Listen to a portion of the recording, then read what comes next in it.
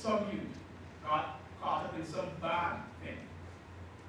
I argue that the basic requirement for development is an educated population, and the youth must be the central focus of such development. And so today, having this conversation about the role of youth in where we are today is necessary and important. More importantly, to have the policymaker here engaging us is even more paramount.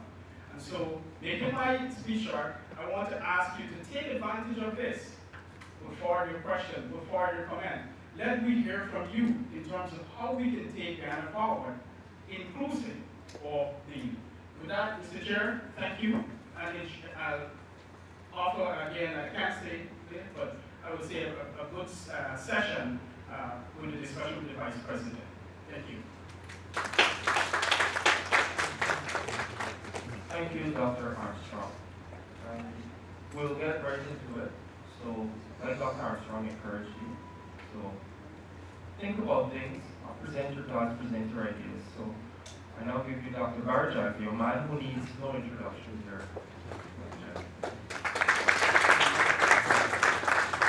Thank you very much. I'm happy to be here to spend a few hours with you,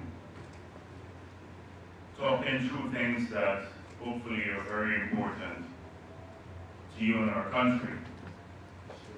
So, Mr. Granham has been on my case for a while, comes to these press conferences, and been trying to secure a time for this to happen. And I've been very delinquent. And I want to thank him for his persistence, perseverance, finally I'm here. So, originally they had me doing a lecture, and I think that sometimes lectures become too sterile. You can get a lot of the material from just reading what's published. I think a better way of getting to truths, and the truth might be different for different people, is through interaction. But at least we can understand each other and try to hopefully come to common grounds on issues. And one thing about policy is that people can see policy from different perspectives. So they may not have a unified view of policy and policy making. So I did not come here really to do a lecture, but just to share a few perspectives, particularly from a policymaker's angle of the challenges you face in transforming our country, achieving the goals that we've set ourselves. And I was pleased that you mentioned about the sustainable development approach and Millennium Development Goal. And I want to be controversial right at the beginning. So, we've seen a lot of these declarative statements from international fora. I think it has become an industry for these international groups, particularly the UN and the UN allied agencies, to put out reports and come up with all of these lofty goals as to what we should aspire to. What they don't do is they don't give countries the resources to achieve those goals. And they do absolutely nothing for the international, or to change the international policies to achieve those goals. So for you to achieve all the Sustainable Development Goals, the Millennium Development Goals, you have to have an enabling environment. And if you examine the world trading system, you look at its evolution from the GATT days all the way to the WTO, you will see that it's stacked heavily in favor of the developed world.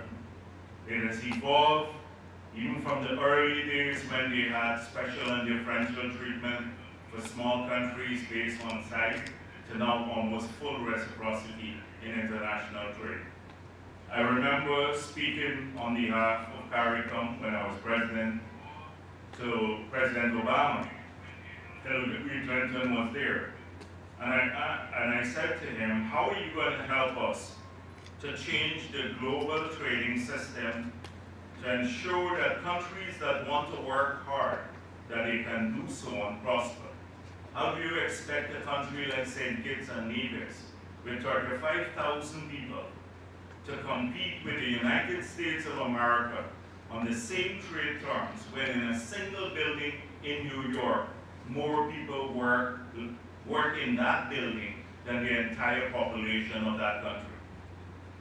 So clearly there is a room for preferences that do not distort global trade because they're so tiny in terms of volume as a percentage of global trade, but they're important for the developing world. Similarly, if you look at the world's financial system, you would look at resource flows, the IMF and the World Bank and the multilateral agencies. They have these structural adjustment policies that often focus more on stabilization rather than growth. And if you look at the record of their involvement across the world, you would see it's a mixed record. But they're more associated with imposing hardships on countries rather than focusing on development, because their policy prescriptions are designed mainly to achieve balances, either on the trade side or on the fiscal side. And I can enumerate almost all the global systems. So it's one thing to say the developing world must do this. They must achieve this high level of education, but then they're losing, they can't get markets for their exports. So they're not earning to invest the money there. And then when they try to get development financing, they have to jump through hoops to get that, the financing. Take for example now, if we borrowed $200 million to resurface the road from Soesdijk to Linden, to upgrade the road because it's in a bad shape. The contract is ongoing. We borrowed from the Islamic Development Bank, the African Development Bank.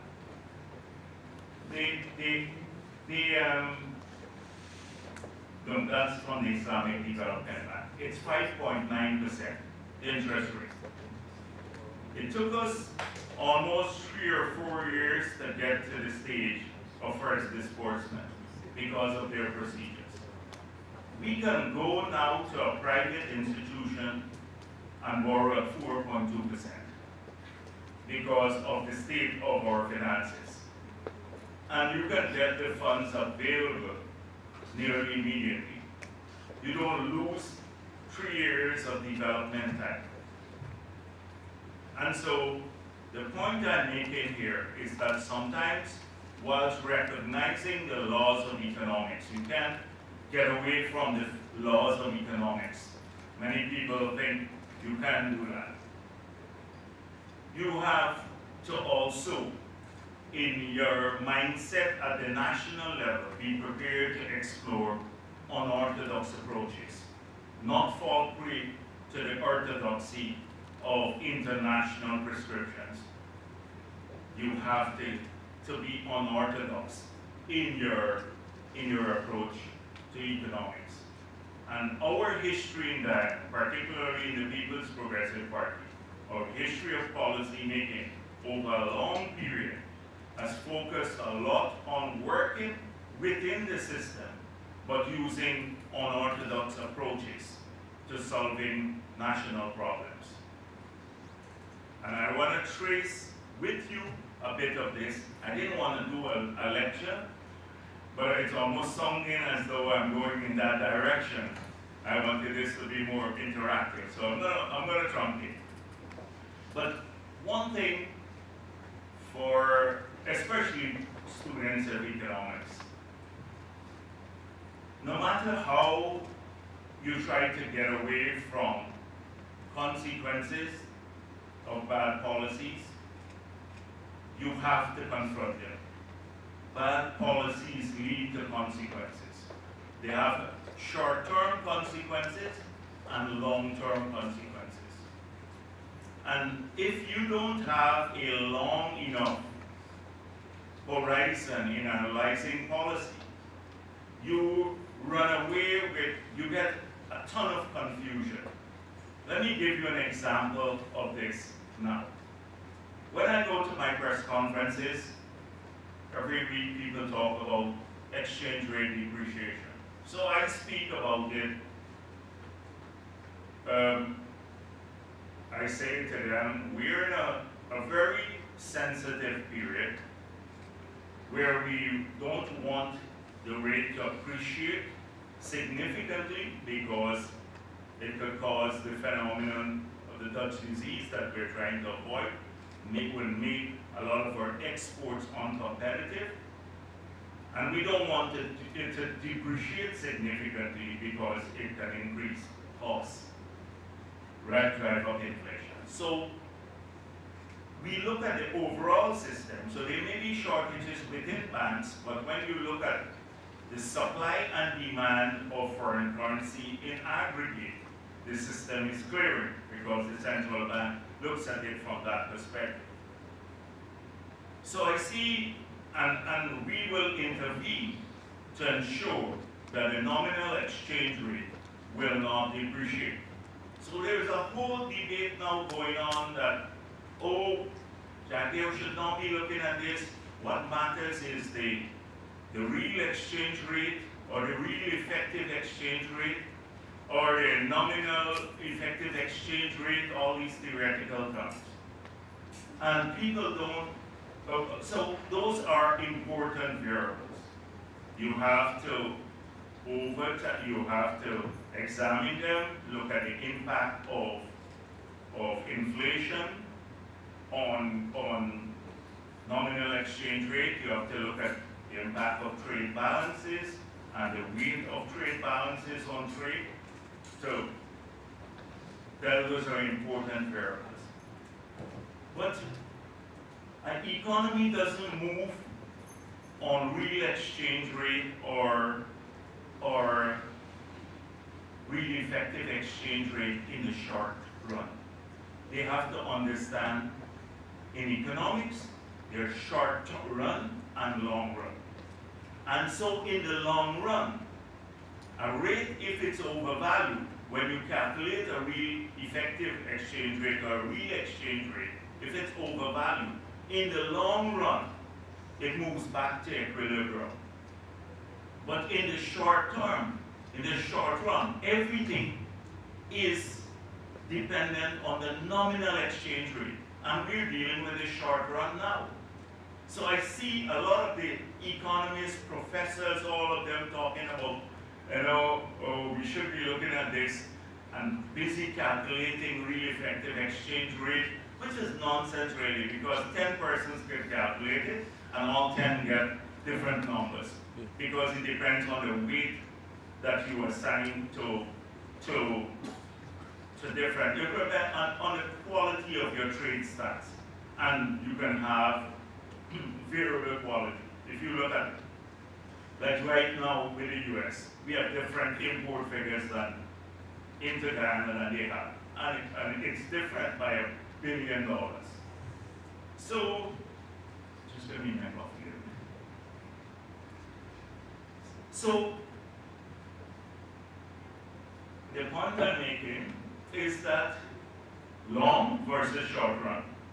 And you, as students of economics, you have to see things over longer periods. Because sometimes the variables are important. They move back into equilibrium over time. But policymakers often have to deal with short-run consequences. If we don't address that, now you can have a short-run impact on our exports or a short-term impact on inflation.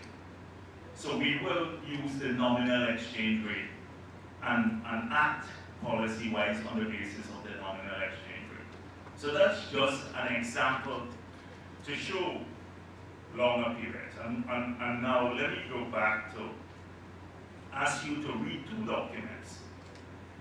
I have one downstairs. It's a document that was written in 1990 by a very distinguished Caribbean economist and leader, Alistair McIntyre. He came as part of a Commonwealth team when the country was practically bankrupt. Nobody was lending us any money.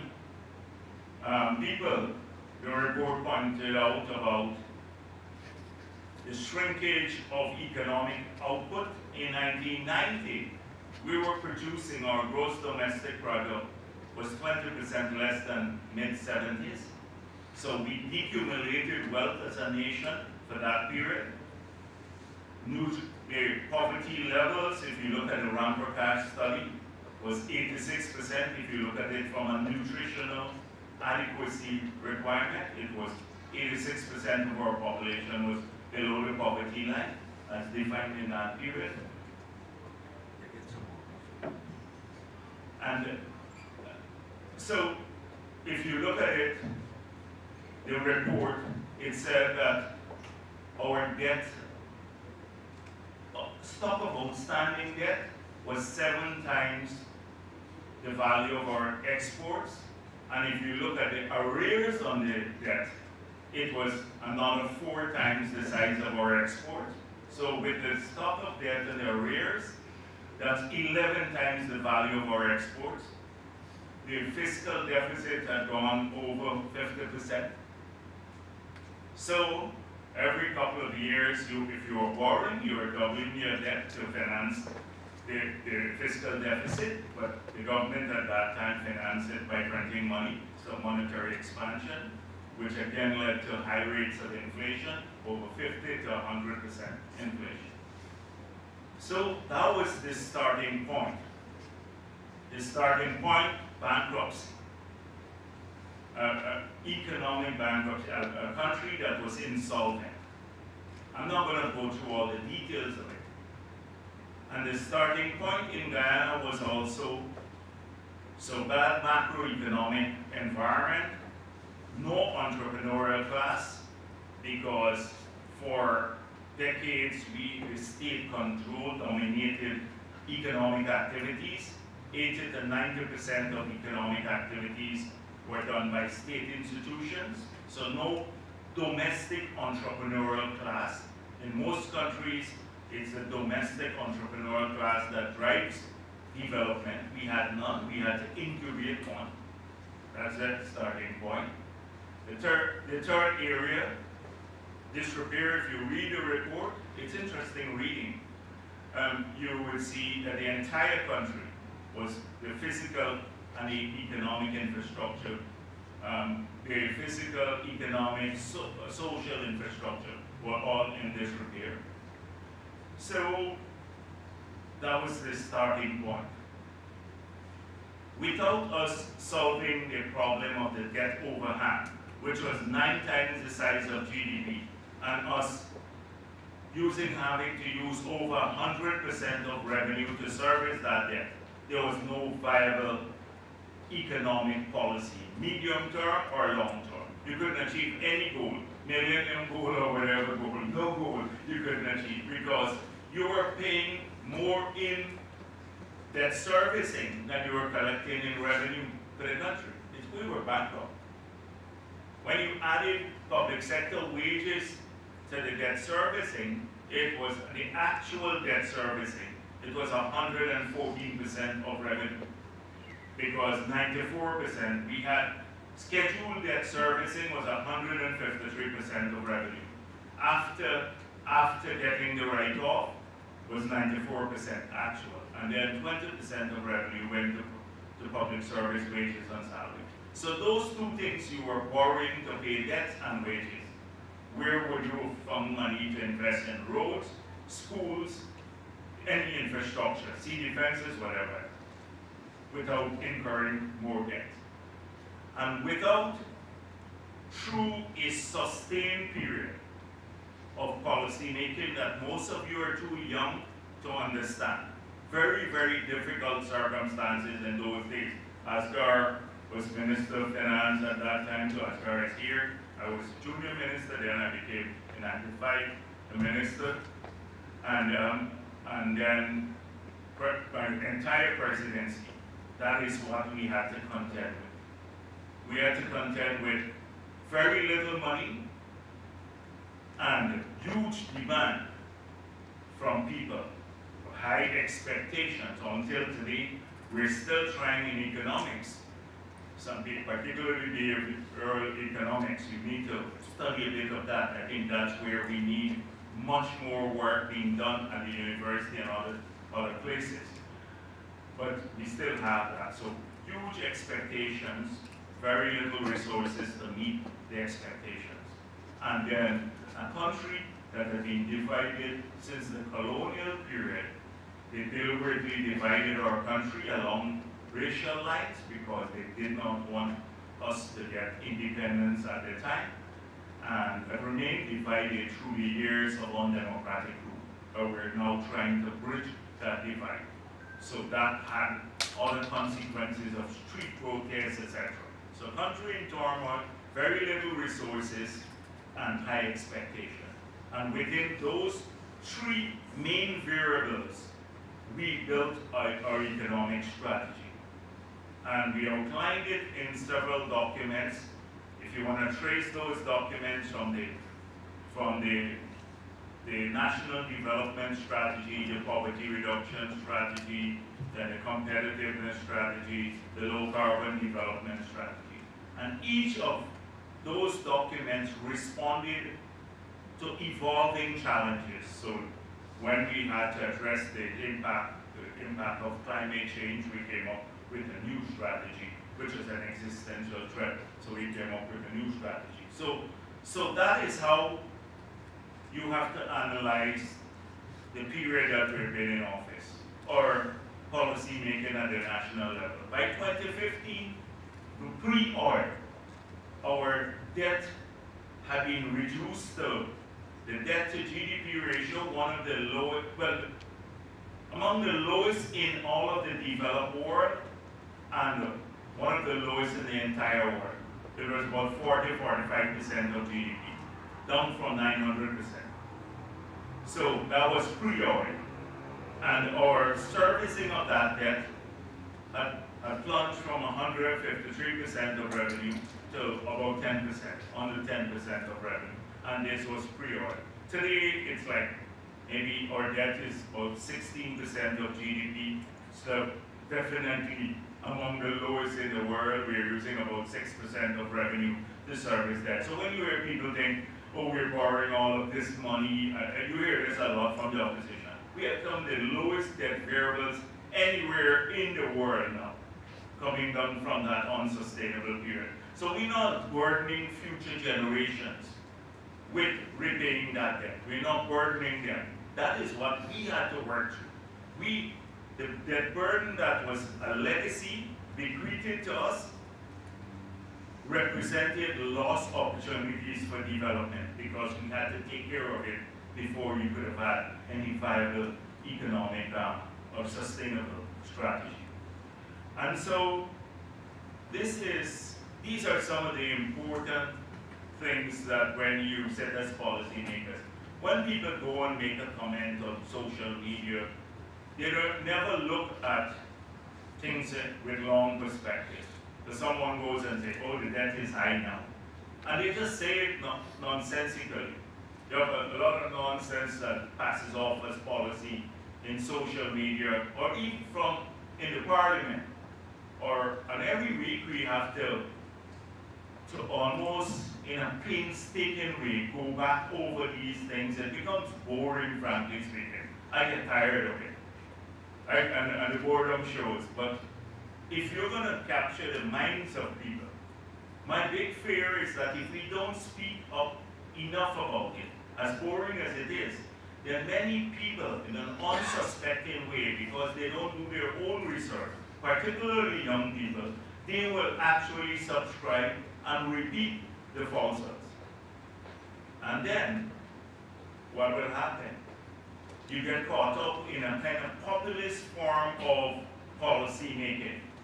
The populist form of policy making, where you do things for only today, could never lead to a sustainable strategy. Because we've seen around the world, even with countries that are blessed with a lot of resources, how quickly their prosperity dissipates because of bad policy making, or just focusing on today. And that's why if you listen to my press conferences on Thursday, every week I go here, Thursday 2 o'clock, I focus a lot on that. So if you look at everything, and often I respond to the criticism of the PPP. I do that as General Secretary of the People's Progressive Party, not as necessarily as Vice President. I respond to what the opposition says. So I always say, look at any comment from the opposition. Have you seen a single policy-making idea about wealth creation? It's all about distribution. So if we say we're giving the children $50,000 per year, which we've done, we restored that grant, they will say $100,000. If we say we've doubled old age pension, they will triple it. If we're building something, etc., it's all about spending money. If you calculate all that they have to spend, it's more than all the oil money we have. Because in this year's budget, all the oil money can only fund 37% of the budget. The rest has to come from other sources. And so they focus a lot on distribution of wealth, but to distribute wealth, you have to create it. You have to come up with policies that are enabling growth and development and the expansion of output. And the track record has been abysmal in that regard, because in the entire period they've been in office, the period McIntyre report shows that after 28 years in office, we are poorer than Haiti. You should read that report. Poorer than Haiti, the poorest country in the hemisphere, from McIntyre, who was a Secretary General of CARICOM, one of the most prominent figures in the world. He was the good officer between Guyana and Venezuela for a long period. And he said we were poorer than Haiti.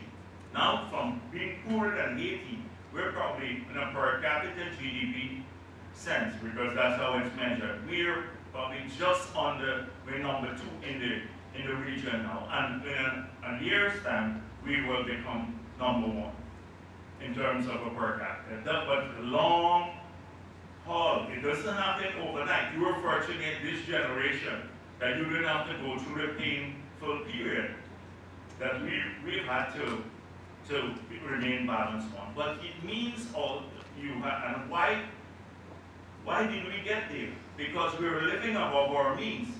When you accumulate debt, you're living above your means. That's a simple answer. So, and how do you ensure that you narrow the gap? It's by focusing on output creation. But if all the industries are failing and you still want to spend, then you would have either to print money, which creates inflation, or alternatively, you borrow to finance it. And that's what happened by 28 years in government. The PNC was there, and we were poorer than Haiti after 28 years. And then we saw the same thing in the 5 years. So let me give you an example. For example, miners. The miners had high expectations in 2015. They were promised a lot of stuff. They voted overwhelmingly. Then the miners got an increase in the tributaries tax, an increase in the royalty rate, and then they put the VAT on on machinery and equipment. So if you buy an excavator, you have to pay $5 million more in taxes. Then, if they had to move 2 gallons of gasoline, they had to get a permit for it. Now, mining, you got to move gas into the interior all the time. Then they had to bring these heavy-duty equipment out to get them fitness or something like that. How could you move an excavator out of the interior, bring them out to get fitness? Those 5 policies in a 5-year period practically choked off the mining sector, or significantly killed the momentum. So your policy making has to encourage output and production. When we got into office, when we built the Marriott, they said, oh, they own the project. Up to now, when the crazy man says, I own the hotel, I wish I did. But they said, Apple said they'll turn it into a hospital. They said it was a car. It's one of the most profitable projects here. When I started that as president, most profitable. They were opposed to this building, the Caricom building, the Burbridge Bridge, everything that we built. But that's history. But economic history matters. That's one thing. Economic history matters, and it has now been written as well as the political history of the country. We have a lot that has been written about the political history, but very little about the economic history. So, let me give you an example how we were stimulating investment. At first, we got into office COVID. We said, the country is shut down. We said we have to reopen the country. We have to have a balanced policy. And we started reopening.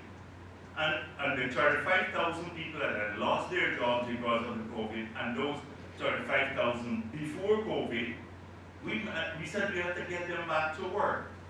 But how are we going to, if we're going to expand the economy, how are we going to get more rooms to ensure tourism grows and to accommodate the new economic buzz that's happening in Guyana? So we put out a notice, and we said, anyone who wants to build a hotel, we'll try to assist with the land. We'll give you a 10 years tax holiday. We'll allow you to repatriate your dividends or even your borrowing without the withholding tax, paying the withholding tax. We had a number of interests. As a result of that, we have 12 new hotels being built now that will employ international hotels that will employ 6,000 people and transform this country. 12 international hotels. From struggling to get one when we had to build it ourselves, the Marriott Hotel, in the bad years when we did not have much money. It's simply ensuring you create an enabling environment for investment growth. And that hotel now, look, if you go to the Marriott, who runs it? It's our people, basically. 90% run, although Marriott has a management contract. 90% of the people here are our people. And so, this is the kind of thing. Creation of wealth and having a policy making sure that you don't fall prey to populist demand. Some people try because they look for votes all the time, so they would not take the tough questions. They would say, oh, we will give you cash grant of $1 billion a year, like Brad Thomas, who was an economist from UG and all of that. One time suggested we gave each family $5,000 US. This was in 2019. We not collecting $5,000 US per family from the oil and gas revenue, but we need to distribute it. But when I go around the country, people say, that's a good idea, why don't you give us the money? They already believe it, that you can do it. But if you do it, you bankrupt the country again. So populism and sustainability don't work. They don't go hand in hand. And you, as young people studying economics, I hope you don't fall prey to this, because too often, and that's part of educating our young people that you spoke of. Educating young people, because a lot of their outlook is fashioned through different medium, which is a populist medium like TikTok or Facebook or Instagram. They're there, and the populism all year long. It is king here. So these are just some of the thoughts I end up speaking for quite a while, right? I plan to just speak for 3 minutes and then get into the interaction, but I just wanted to share a few of these broad thoughts with you. Maybe at some other time we can do a proper lecture and I can address these things in greater detail, because I would like to do that as part of our economic history. I would like to tell the story about how we managed to change the global environment for debt relief. I don't know if you recall, Asgard, I think when we were fighting for multilateral debt relief, and for a long period, and they said there could be no multilateral debt relief because it will create a moral hazard, multilateral debt relief. And then we had the Jubilee 2000 protests in London. I was minister at that time, I think it was 1999 or 2000. Yeah, and they had a G7 meeting here. And the protest was so big, I spoke at a church in Birmingham, and then Tony Blair sent to meet with us. And then at the G7, that's how multilateral debt relief got on the agenda, through the Jubilee 2000 protest that we were a central part of, working with like Ann Pettifor and the others. I don't know if you recall that name. And then when it got to the multilateral debt level at the World IMF, they came up with a formula that would have excluded Guyana from debt relief because they focused on the burden of the debt on exports and the balance of payment, and not on the fiscal. So there are many countries in Africa and around the world that were also excluded. Like Cote d'Ivoire was excluded because they had a heavier burden on the fiscal, but not so heavy a burden on the balance of trade. And we then worked with Paul Martin, who became Prime Minister in Canada. He was Minister of Finance from Canada, and George, I think he was the Chancellor of the UK at the Commonwealth Finance Ministers meeting. And we managed to get it there, and we got the French involved because they were interested in Cote d'Ivoire, and we got it changed. Guyana led the advocacy, and they changed the formula to include those countries that were fiscally stressed. But we need to tell the story how we got this done, and how much debt relief we got to as a result of our negotiations and stuff. And there are many, many such stories over that period. It was a tough period for us as a country. And that's why I'm saying the economic history of the country matters. And at some stage, it would be a good topic for you to research and write on. People just go to now when they write about it, they just go and pick up all of these IMF structural adjustment reports and write. That's not. Those are structural adjustment programs. That's not where the real economics is done. So thank you very much here, and let's take that all. Let's deal with the discussions now. There's many questions on anything, on economics, on politics, on wherever, anything in government or in the PPP. You can ask me anything you wish. There's nothing corruption, anything you want to talk about. I'm open to talk about anything. You ask, feel free. You can talk whatever. Raise any issue. And if you want me to follow up on anything personally, my staff is here, we can follow up. Give them your name and number, you'll get a call from the Office of the President. They will follow up on your issue. Some of you may have still the drain didn't clean and stuff. You want me to focus on it. I can call Edghill and tell them to go and look at your drain and all of that. The last time I met with the students, they were telling me they rolled a couple of roads, but now most of the roads are being done, so you don't have to worry about that. Thank you very much.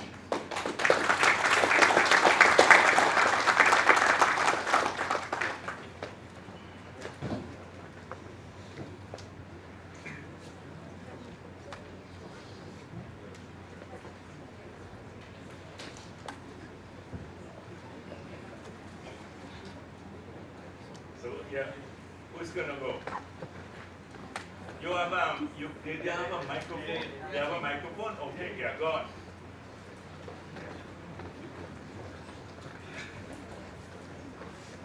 One, two, three. Good afternoon, everyone. So before I get into the question, I'd just like to acknowledge that it is a great privilege to be here, and on this paper we can share our concerns and also ask questions and get direct feedback. My question is somewhat deviating from the main theme of the discussion so far, which has been economic based, and my concern is more so on the social aspect.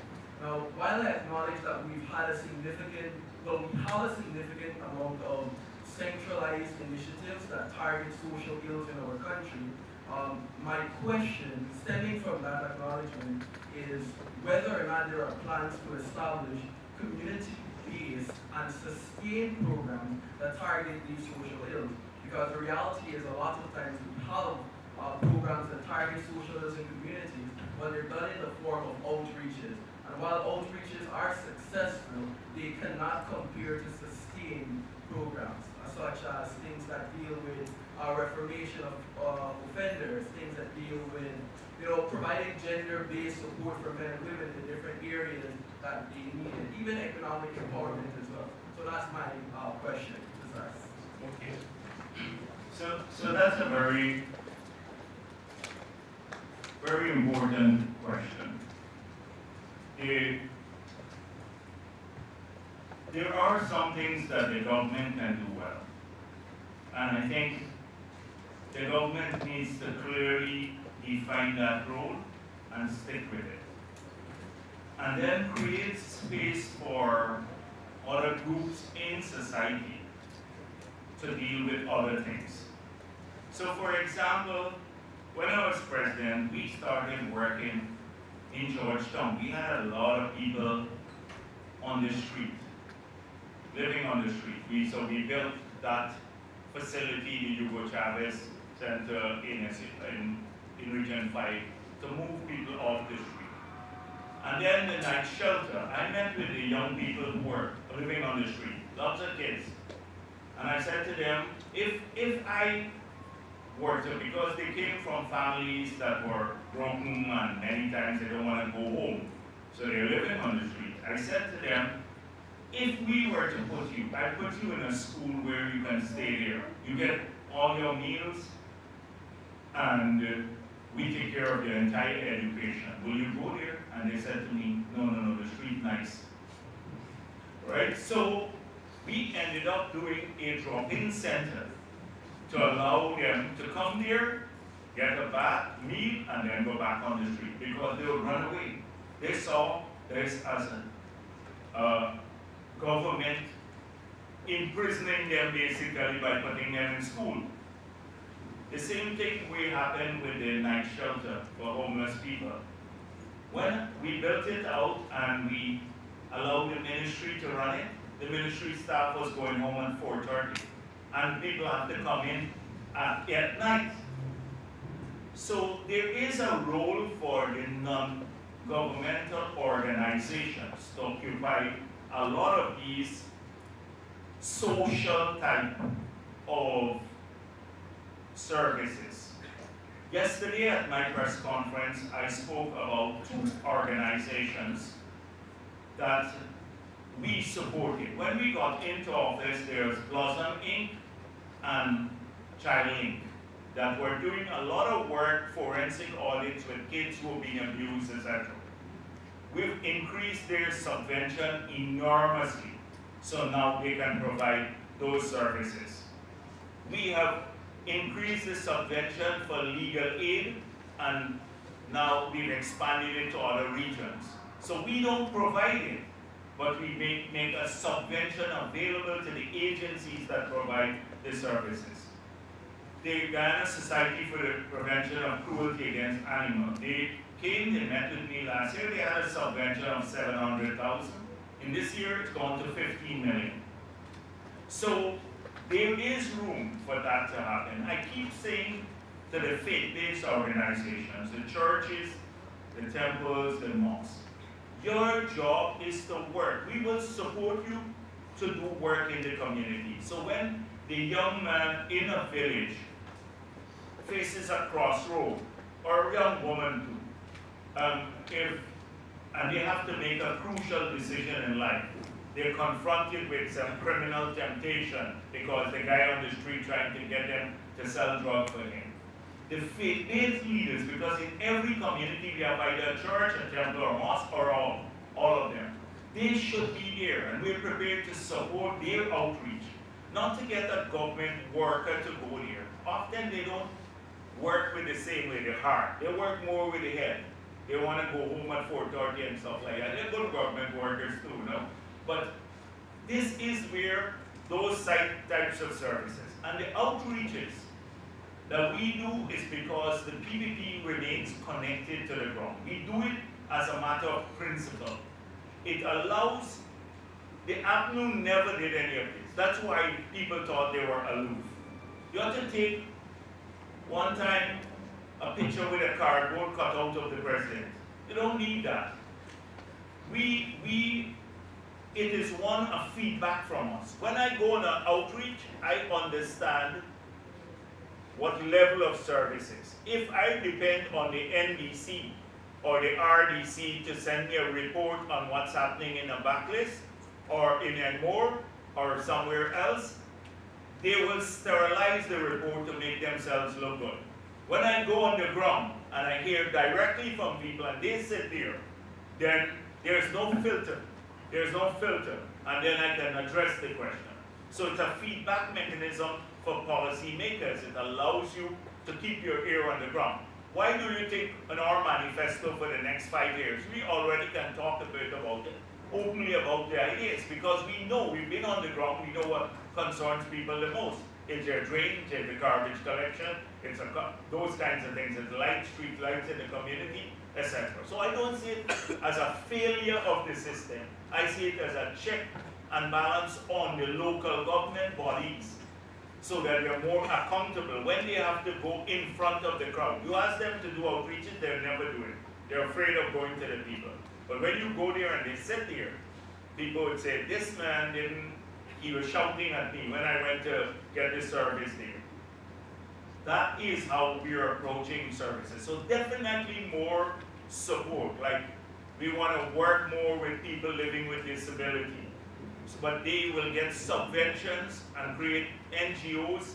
They don't have to necessarily be government, and we'll get the support of the government to ensure that a lot of the services we have can be spread right across our country.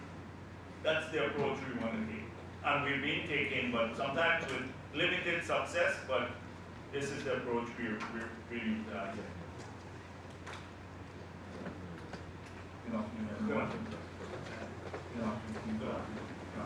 My question to you is, what contingencies does your government have in place to address issues such as labor shortage? Because as you all aware, that we have an influx of jobs, not only here in students, but mostly other nationals coming into our country and taking up many job opportunities that many persons think should be given to us.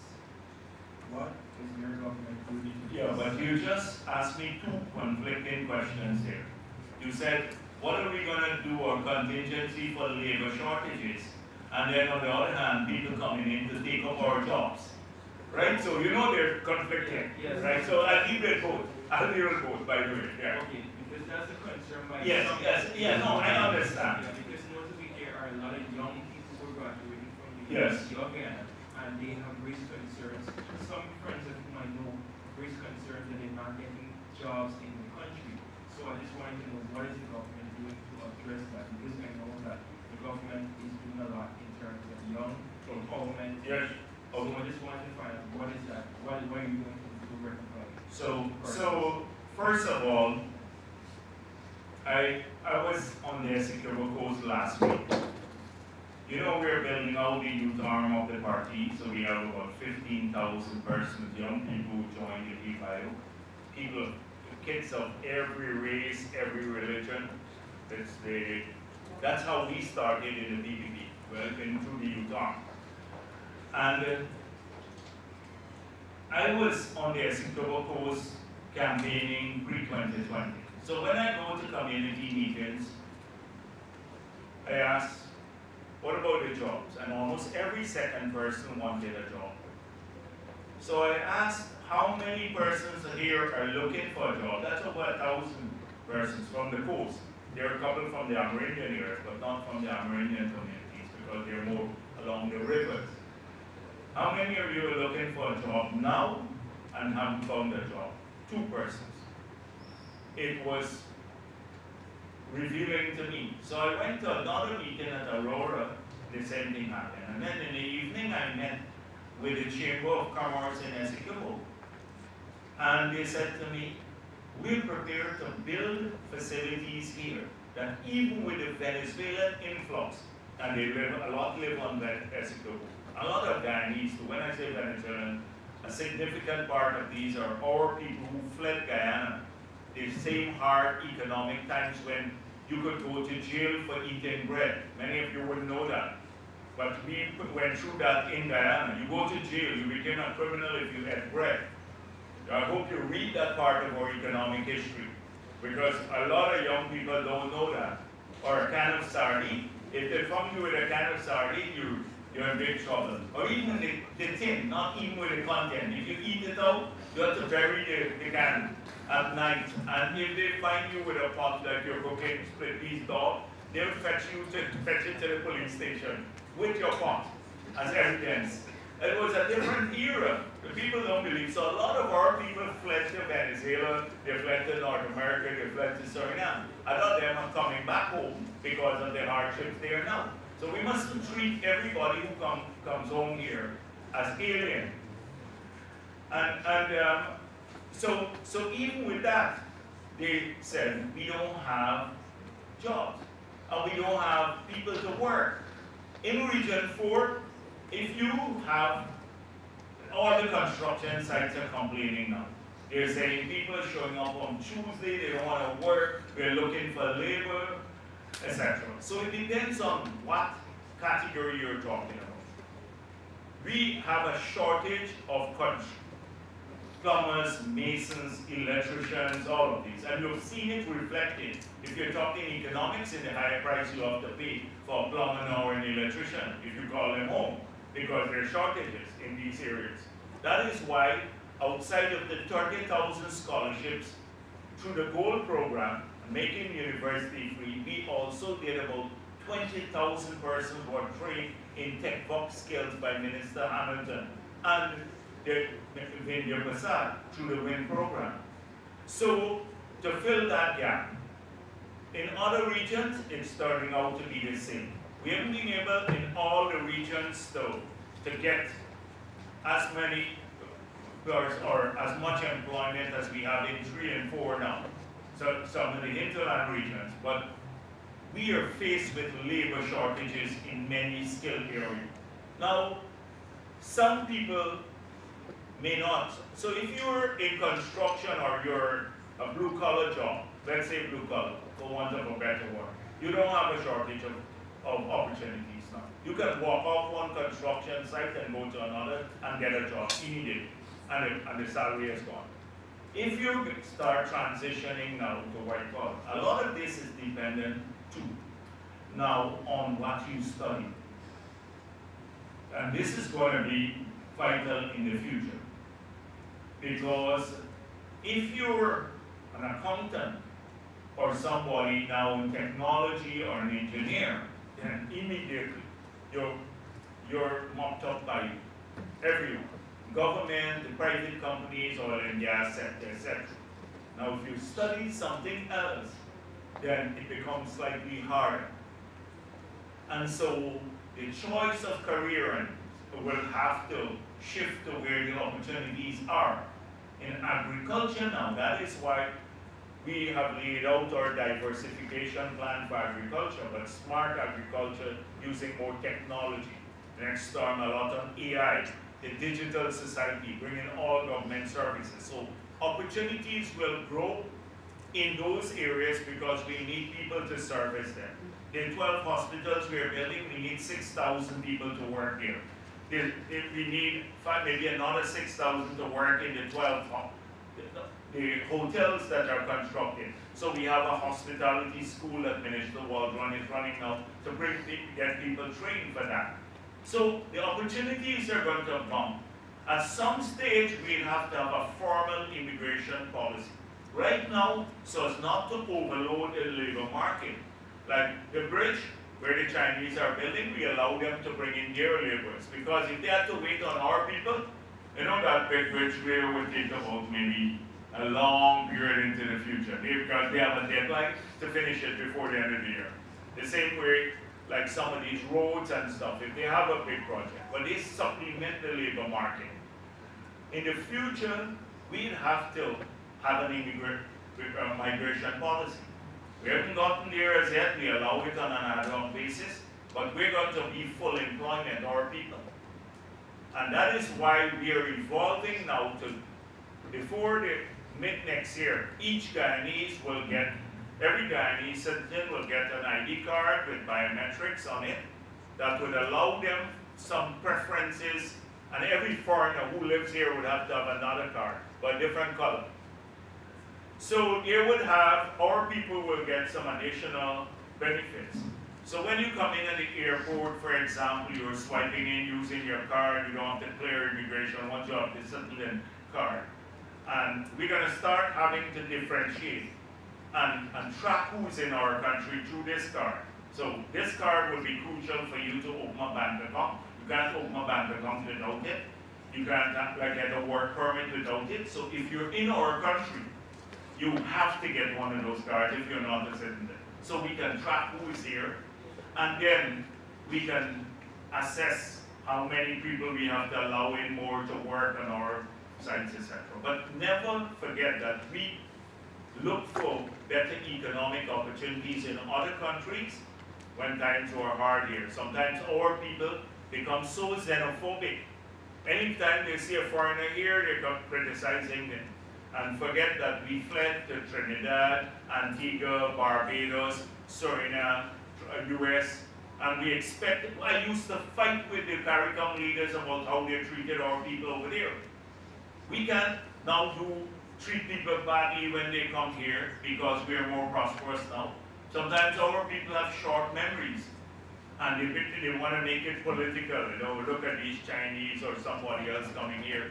And when you look at the percentage of them here, tiny, tiny. But they make it as a xenophobic kind of approach there. So that's how I'll deal with that. Yes, let's go on. Good afternoon. Good afternoon. All right. Hey, good to know where you're from too and stuff. Yes, all of the people, right? Which? St. Rose's High School. Okay, right. Good. Well, I'm not an economics teacher. I teach mathematics. Okay, no problem. Mathematics is vital too. Vital for everything. For economics. I have two questions. As a layman in terms of economics, at least from math's point of view, I know that zero is higher than negative.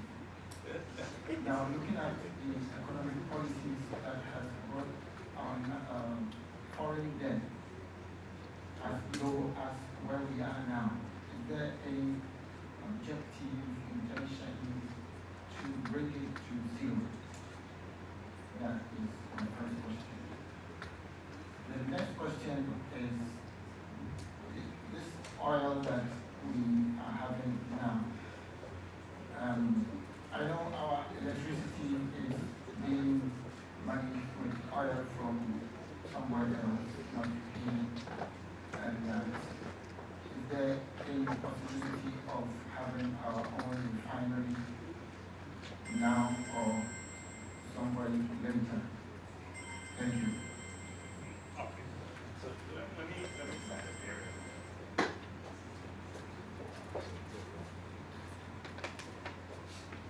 So on the first question,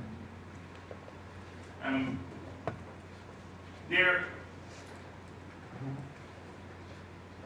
at some stage, because of the bad agreement that was signed in 2016 on the oil and gas side, a lot of the with the 75% of the revenue going to amortize the investment made by the oil and gas companies. We are not going to see the revenue at any great magnitude in the early period of the agreement. It will come towards the latter part of the agreement. So we anticipate once the cost bank is paid off, you'll see a steep rise in revenue. We have made it clear that at that stage, we have a formula now enshrined in the Natural Resources Fund Act, that a significant part of the revenue will be saved for future generations. We believe at those magnitude that they will remain with the government, we could significantly bring our budget deficit down to near zero, or the budget deficit down to zero, and that's the starting point. Because if the deficit comes to zero and you can accommodate your capital and your recurrent programs, then there is no need to borrow. So it revolves around the fiscal deficit. And what will happen is that when you build a power plant, we're doing the heavy lifting in the early period. If you build a bridge across the Demerara River, you don't need to build it again. When we build the highways, we don't need to build them again. So right now you see a steep increase in our capital expenditure. But in future years, it would fall off. When we complete building all the hospitals by next year, the 12 hospitals and rehabilitating the others, we don't need that big expenditure in the budget. So our capital expenditure in the budget would fall off. Right now, that's the biggest growth in the budget, the capital expenditure. We are on a big program to build out. We now are building 400 bridges, all the bridges to Lethem across the river, in Linden, 4-lane there, here, Barbies Bridge, 4-lane across in Barbies from New Amsterdam all the way to Molson Creek. And we're doing it now with I'm still bringing down our debt in relation to GDP. When those are completed, and they don't have to be on the budget, just imagine what will happen. So that's how I anticipate we'll address that issue. But having zero debt is not a virtue in itself.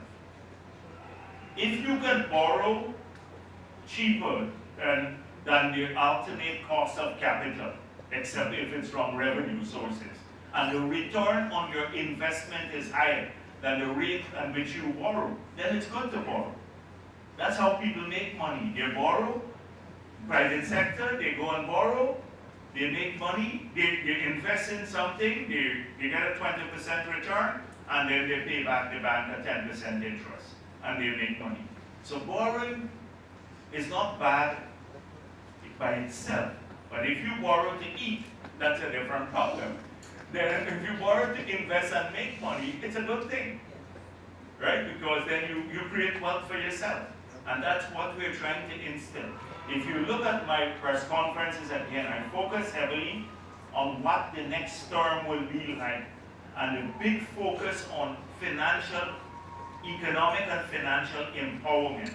I spoke about financial literacy and the instruments we want to put in place so every Guyanese could invest, taking the most lucrative opportunities from a revenue perspective in government and putting them in investment vehicles like bonds or shares, etc. And then underwriting or guaranteeing a return on these investments and allowing people to invest in this, or people, Guyanese, at every level, even putting caps so that people who have small sums of money can also benefit from these returns. So that's one of the things we're working on. Then a development finance bank so that small business could start getting loans at lower interest rates, etc. The reason that was done is when we got in Asgar, we had 8 institutions under COFA and other places when we got into office in the 90s, and all were bankrupt.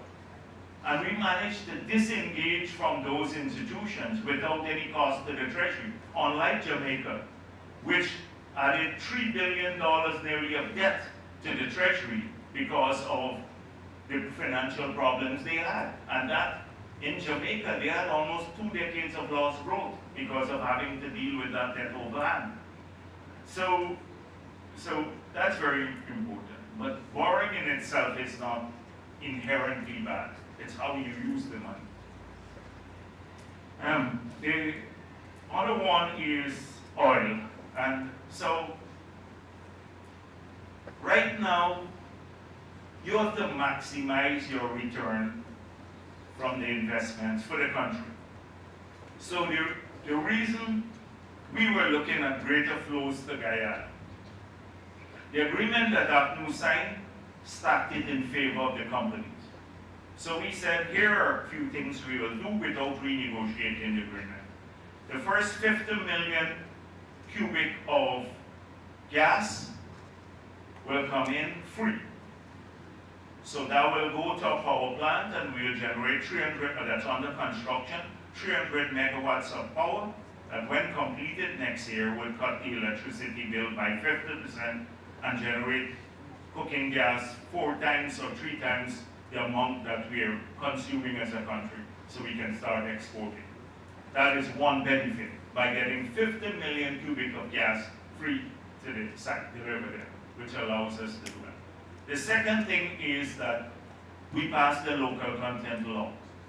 So they were bringing in companies from Trinidad and all of over the world, French companies to supply food, security services, etc. Under the new law we passed, they can only rent from Guyanese, dwelling or offices. It's a huge sum of money. They can only hire transportation services from Guyanese. We don't need foreigners to come in and provide that. Cleaning services, security services, a whole range of things.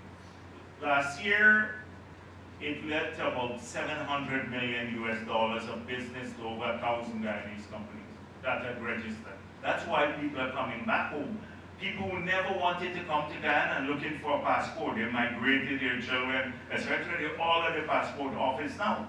Because now there's a benefit to doing that, because you can then, if you had a company in New York and it's Guyanese owned, they're coming to register here and they're getting benefits. So clearly on this, our approach is to maximize benefits. We now have a new PSA that will allow us to do that for future development. We're working on a gas project now that will monetize the gas, the associated gas, and some other gas fields that we have to bring benefits to Guyana. So from the refinery perspective, what benefit will that bring to Guyana? We can sell our oil now and we can do pretty well in the global markets. If we had to build a refinery, we went out to tender, a number of people want to build a refinery. There are some challenges. We wanted to do it from a perspective of energy security for Guyana. That we have our refined products here that should you have any problem around the world, we can supply our domestic market. But against that, there are some other trade-offs. Number one is a refinery brings increased emissions. So it changes our emission profile as a country.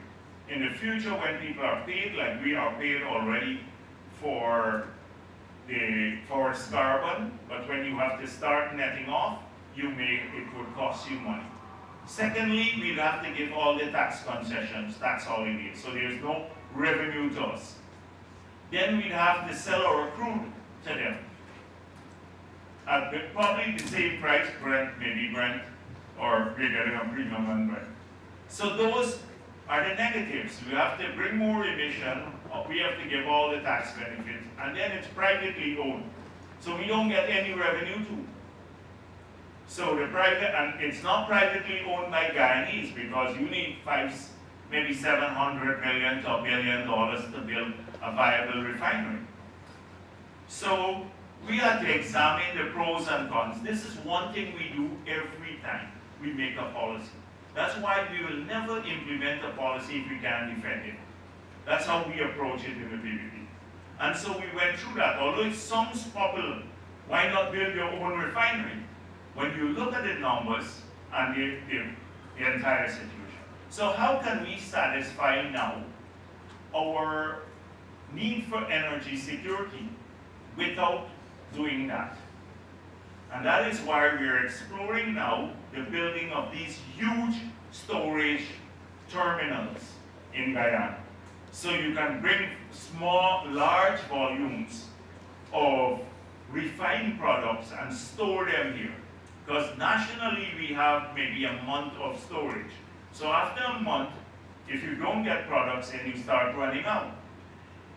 So two things that will happen. If we can bring the bigger vessels by dredging and building these big storage facilities, we can cut the purchasing price of our refined products between 20 to 37%. And because the reason why it is higher here, that's the purchasing price, is because they have to bring the fuel in small quantities. There's no economy of scale. And so that is what we're exploring now as an alternative to ensure that, to the refining, to ensure we have energy security, which would also bring prices down here and a significant benefit to the country. So you would have seen that in the public domain. Sometimes you don't get to explain these things too much at the press conferences because Tech Show will come and ask a stupid question, and then I got to, pisses me off, and I got to deal with that, and you know. So really, I'm glad that you raised those issues. Thank you. Yes. Yeah, go on. Go on. Honorable Vice President, good afternoon. Honorable members of the discussion, good afternoon to you. Yes. As someone in Tibet, along with my colleagues here. Tibet? Okay, my name is Mark Aitala. Yeah. And I'm part of GTI. Okay. Yeah. As someone in Tibet, along with my colleagues here, my question to you is, what skills do you believe are most important for us in technical fields to meet the demands of the current job market? All right.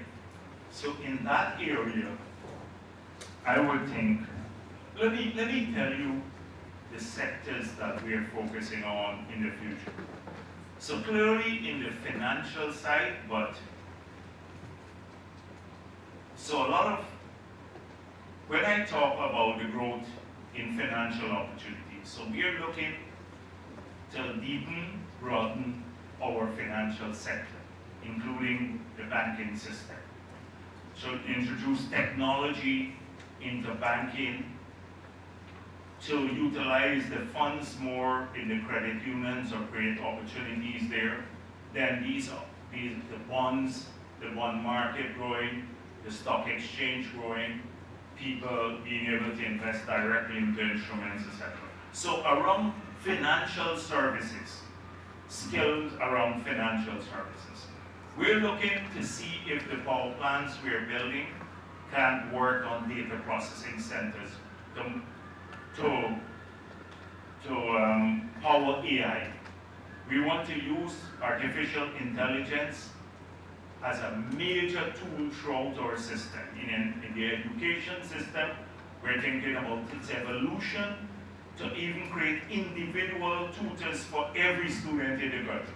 So you do a standardized or series of standardized tests and you fit it, and then what's your name? Malachi. You would say, oh, Malachi is strong in mathematics, but just on the test, but weaker here. I'm going to create a program of studies dedicated only to you, uniquely to you. And that's where education is going. Because right now we do have the teacher to the student ratio is about 12 to 1. One of the lowest in the world. We have about 170-something thousand students in public schools and 15,000 teachers. You wouldn't believe it if you go to the classrooms, but that's the fact. But still, we need a lot of people fall in the crack, or between the crack in the school system. So AI technology, it would be a digital society. So in areas of cybersecurity and providing services to the banks or to the ministry and or to the home affairs, where we're digitizing all the functions of home affairs, from prison records to you know, criminal records. The mounting of these cameras across the country, there'll be thousands of them with the software, you know, to do facial recognition software. You see the lie that they told yesterday at the incident, the unfortunate incident with the young lady. But that's, well, you know, let me don't trigger me here. So that is with the death of the young girl. They are just like the camera where they said they had footage, and they were lying. They had no footage of the incident, the police, and I had to call them out on it.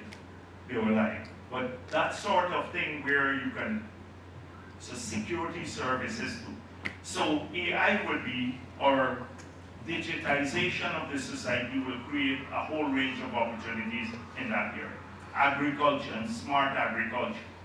So it is tissue culture labs, it is the new application of fertilizer, new varieties of crop, weather resistant crops, whole range of services. So I can give you the broad areas where there are going to be massive changes in the country as we seek to diversify. And within those areas, you can find a lot of opportunities.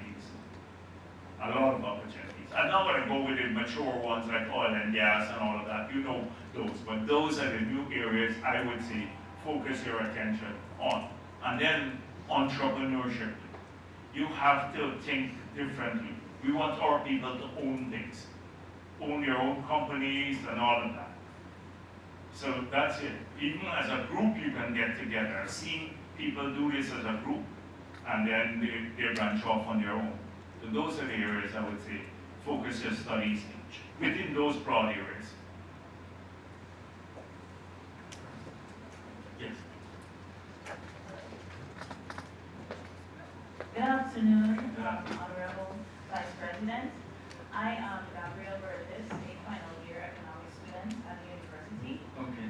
Drawing on the explanation you were giving with the country moving in the direction of technology, does the government have any plans to encourage the emergence of like more public limited companies so that investing may be more seamless and the same companies that we spend our money in, that we can have like active returns? Currently, the Security Council monitors the companies that have market share, and currently there are lots of red tape that will discourage young persons from creating these types of companies. As we develop the country, you know, technology is like an important instrument, as you said before, and it's important that we use it to drive this initiative here. So, for instance, like the structure of the NASDAQ or the LSE that makes it easy for young persons to learn the system and create wealth for themselves and their families. Does the government have any plans to move in this direction or anything similar? Well, that's what I've been talking about for the several months now, about how the first term we came out of COVID, like the 5 years, the 4.5 years we've been in office, we had to address the decline and change the trajectory. So we're going this way, we change the trajectory back on economic growth, massive infrastructure development, a lot of the mundane things, focusing on the power plants, etc. The next term in office will have to focus on the qualitative issues in people's lives, quality issues, including investments, and that's why I spoke at length at my press conferences about the same point you're making. So like one time, Mr. Reed, Reed spoke about the stock exchange. They're not getting on the exchange. That the shares are not traded, and the shares, the prices on their exchange, they don't reflect the power of the company. And I had to explain to people that the stock exchange is privately owned. People don't know that in Guyana, 99% even some policymakers, people who had sat in parliament and the law was passed, they didn't even know that a stock exchange is privately owned in New York. It's not Nasdaq and all these places, they're right, the New York Stock Exchange, they're privately owned. We own the Securities Council, which is the regulatory body. And so then the stock exchange said, issued a statement and said, the banks didn't want to pay the fee to list on the exchange. They're not on the exchange. So they don't have. The problem with growing a stock exchange here is that we have very few public companies. I don't mean government companies. I mean public companies defined by the number of shareholders you have. So it's a private company, but it could be private or public, but all privately owned. So, and the reason why that happened historically is people don't want, when you're a public company, you're required to meet some transparency, there are some transparency requirements, because you're talking about many small shareholders, that they're unwilling to share that information. On private companies, if you have a private limited liability company, a lot of people can expense everything. They go meet their girlfriend, they put it as company expense, or something like that. In a public company, you can't do that, right? So that's why they don't want to go into the public company model. So you need that to have a big stock exchange. So that, but then how can government, by creating more opportunities, help the growth of the stock market? And that is what we've been exploring, and that's what we said we'll focus on. So definitely a lot of this will be done. And then if there are hurdles to entrance, there are regulatory hurdles to entrance, then we will adjust those hurdles. And we want to create a system of incentives and disincentives. So if you're a public company, you could probably get a break on maybe your taxes, a little lower taxes than a private company. So maybe that would encourage people to go in that direction. We'll have to explore all the policies. Yeah, go. Good afternoon, Dr. Jeremy. I have two questions about the maritime and the offshore. So where are you from? My name is Renard Ramsey from Georgetown. I'm a young offshore worker. Oh, you're an offshore worker. So, oh, okay, all right. So you, yeah, okay. So, as you may or may not know, offshore workers work in a rotational basis. Yeah. So we don't work 365 days a year. Well, get a second job. When you come on here, right, that's it. Get a second job. That's why we said on your second job, now part of your income will be tax-free. Because we recognize people like you need to work a second job. Yeah, but the problem is the commitment issues. They say that maybe you have to go on a short notice or something like that. But that's your thing. You can find a second job. So what do you want, the government to mind you in the next 6 months? No, I'm not joking. When you come on, relax at home, you work in 6 months offshore. So what? Yeah, sorry, you go on. Yeah. The point I wanted to make is the tax system is catered for civilians that work 365 days a year. The problem is that we only work on a rotational. No, the tax system is catered. If you work, right? Yes. So the thing is that's why we said second jobs, you have part of your income tax-free, and that was in this year's budget. Overtime, you work up to $50,000 a month overtime, you don't pay taxes.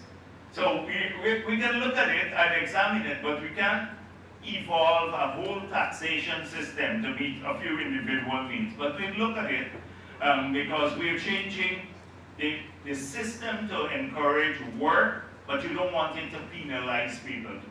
So we'd examine it. But I would say find a job that you can work from home, where you don't have to go out physically, that is flexible enough that would allow you in the 6 months. You don't want to be relaxing at home in the 6 months when you're here. You want to it's do not something. necessarily 6 months straight. It's like 6 weeks on and then 6 weeks home, 4 weeks on, 4 weeks home. Yes, that's what I'm saying. So in the 4 weeks off when you're home, that's a month. Then you do something else too, and you have a job that can, maybe your own business that can function without you being there for a while, and when you come back, you have another work on working on your own business. You have to to be creative. That's our people are smart people. They can think through these things. I'm sure you're already doing other things. You're already doing other things, right? What are you doing when you're home? 6 months? You sit at home 6 months? So well, then what do you do when you come home for 6 months? Helping the parents and supervising my young sister, chauffeuring, whatever. You're well, No active second employment at the moment. No. Okay, all right. You want to work when you come and find a job for you to the 6 months. I will find something for you to do in the 6 months. God, please take it. I can help Mara. Mara, these people like me with the experience. Yeah, well, then we find a work with you. That's precisely what I'm saying. Find another job, right? Yes. So we'll take your name, okay? The second question: what is the government's plan to facilitate offshore workers voting in the next election? Oh, that would be GCOM matter. And you know that's not a PPP issue. GCOM runs the elections. We are participant in the elections. We'd ask them to look into it, but that's a GCOM issue. They deal with that sort of thing. Okay, you can answer your question too. Not from Star Bruce today, you know, right? All right, okay, all right, then, good. Okay. Okay. Yes, go ahead. The young lady there. No, she was trying. I saw she had a microphone. No, there was one who stood up there. That's her. Yeah. Yeah, give her the microphone. Okay. And then you'll come to you, okay? Yeah. Good afternoon, Dr. Gandhi. My name is Jason, right? As you can tell, I'm from QC. And my question is, in pursuance of wealth, especially from the oil sector, I was wondering what are the government's plans so that the new economic growth that we've already experienced and we will continue to experience doesn't compromise our environmental, social, and political values. Okay. All right, let me take the next one. Economic growth doesn't compromise environmental, social, and political. Okay. Yeah, go ahead. The next person, and then I'll take about 3, and then I'll answer that. Yeah, go on. My name is Raymond Harwell.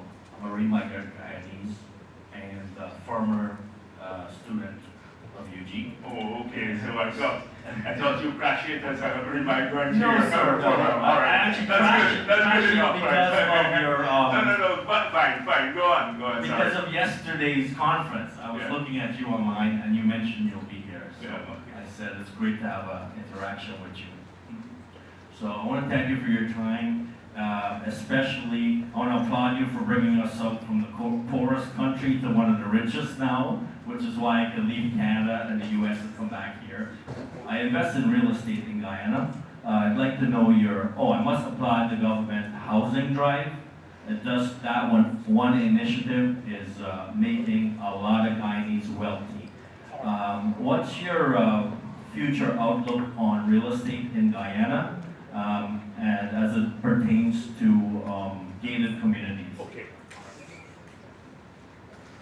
Yes, the young lady, right? Two of them there. Yeah, no. Go first to the one who has the microphone, and then the next, the other one. Yeah. Go ahead. Good afternoon, everyone. Good afternoon, Mr. Vice President. My name is Aisha Sartima. I am a grade 10 student at Queen's College. And my question to you, due to the previous incident a few days ago, the unfortunate incident, whereby the Guyana police force had basically released false information, it's a very sensitive question. Okay, well, it's something personal. No, it's not. Oh, okay, well then you can go ahead. Yeah. What info they released? Pardon? You said they released some info? No, I said it's... Oh, on yesterday's event? Yes, when they release false information. Yeah, exactly. Oh, go ahead. Yeah, my question is not a personal question. No. My question was, how would the government plan to invest in the integrity and loyalty to the nation into first responders, not specifically the Guyana Police Force, but all first responders? We've had many incidents whereby the firefighters and the ambulance, they take a while to respond to citizens, and also the incident previously with Guyana Police Force. How would you Sure, I parts got of the the point, government, yes. right? Okay, thank you. Yes, then I'll ask. My question is, my name is Khadija Five. I'm an economics student at the University of Guyana. I'm also the UGSS current junior vice president. And given the importance of the industrial clusters, I would like to know in relation to manufacturing industries, what are we looking to develop locally? With the gas to shore project, like you mentioned, expecting to reduce our energy costs, how does the government plan to empower local entrepreneurs with the knowledge, skills, and know-how in order to build up our manufacturing sectors, especially considering that we have not such a strong manufacturing base, and without also giving the upper hand to multinational corporations? All right, let me address these issues. Starting from the last question. So clearly, there are limitations as to what we can do as a country. We can't become a major manufacturing hub to compete with China because of several factors. The biggest constraining factor in Guyana would be number of people. We have a tight labor market for our people, and often the type of manufacturing that people think of require large numbers of people. So we have to pick the areas carefully. We do have to add value to a lot of what we do in Guyana, so some form of manufacturing, but it has to be based on areas where we have a specific advantage over other countries. So that's the first thing, the choice of the areas and assisting people with choosing those areas. The gas to energy project would reduce energy costs.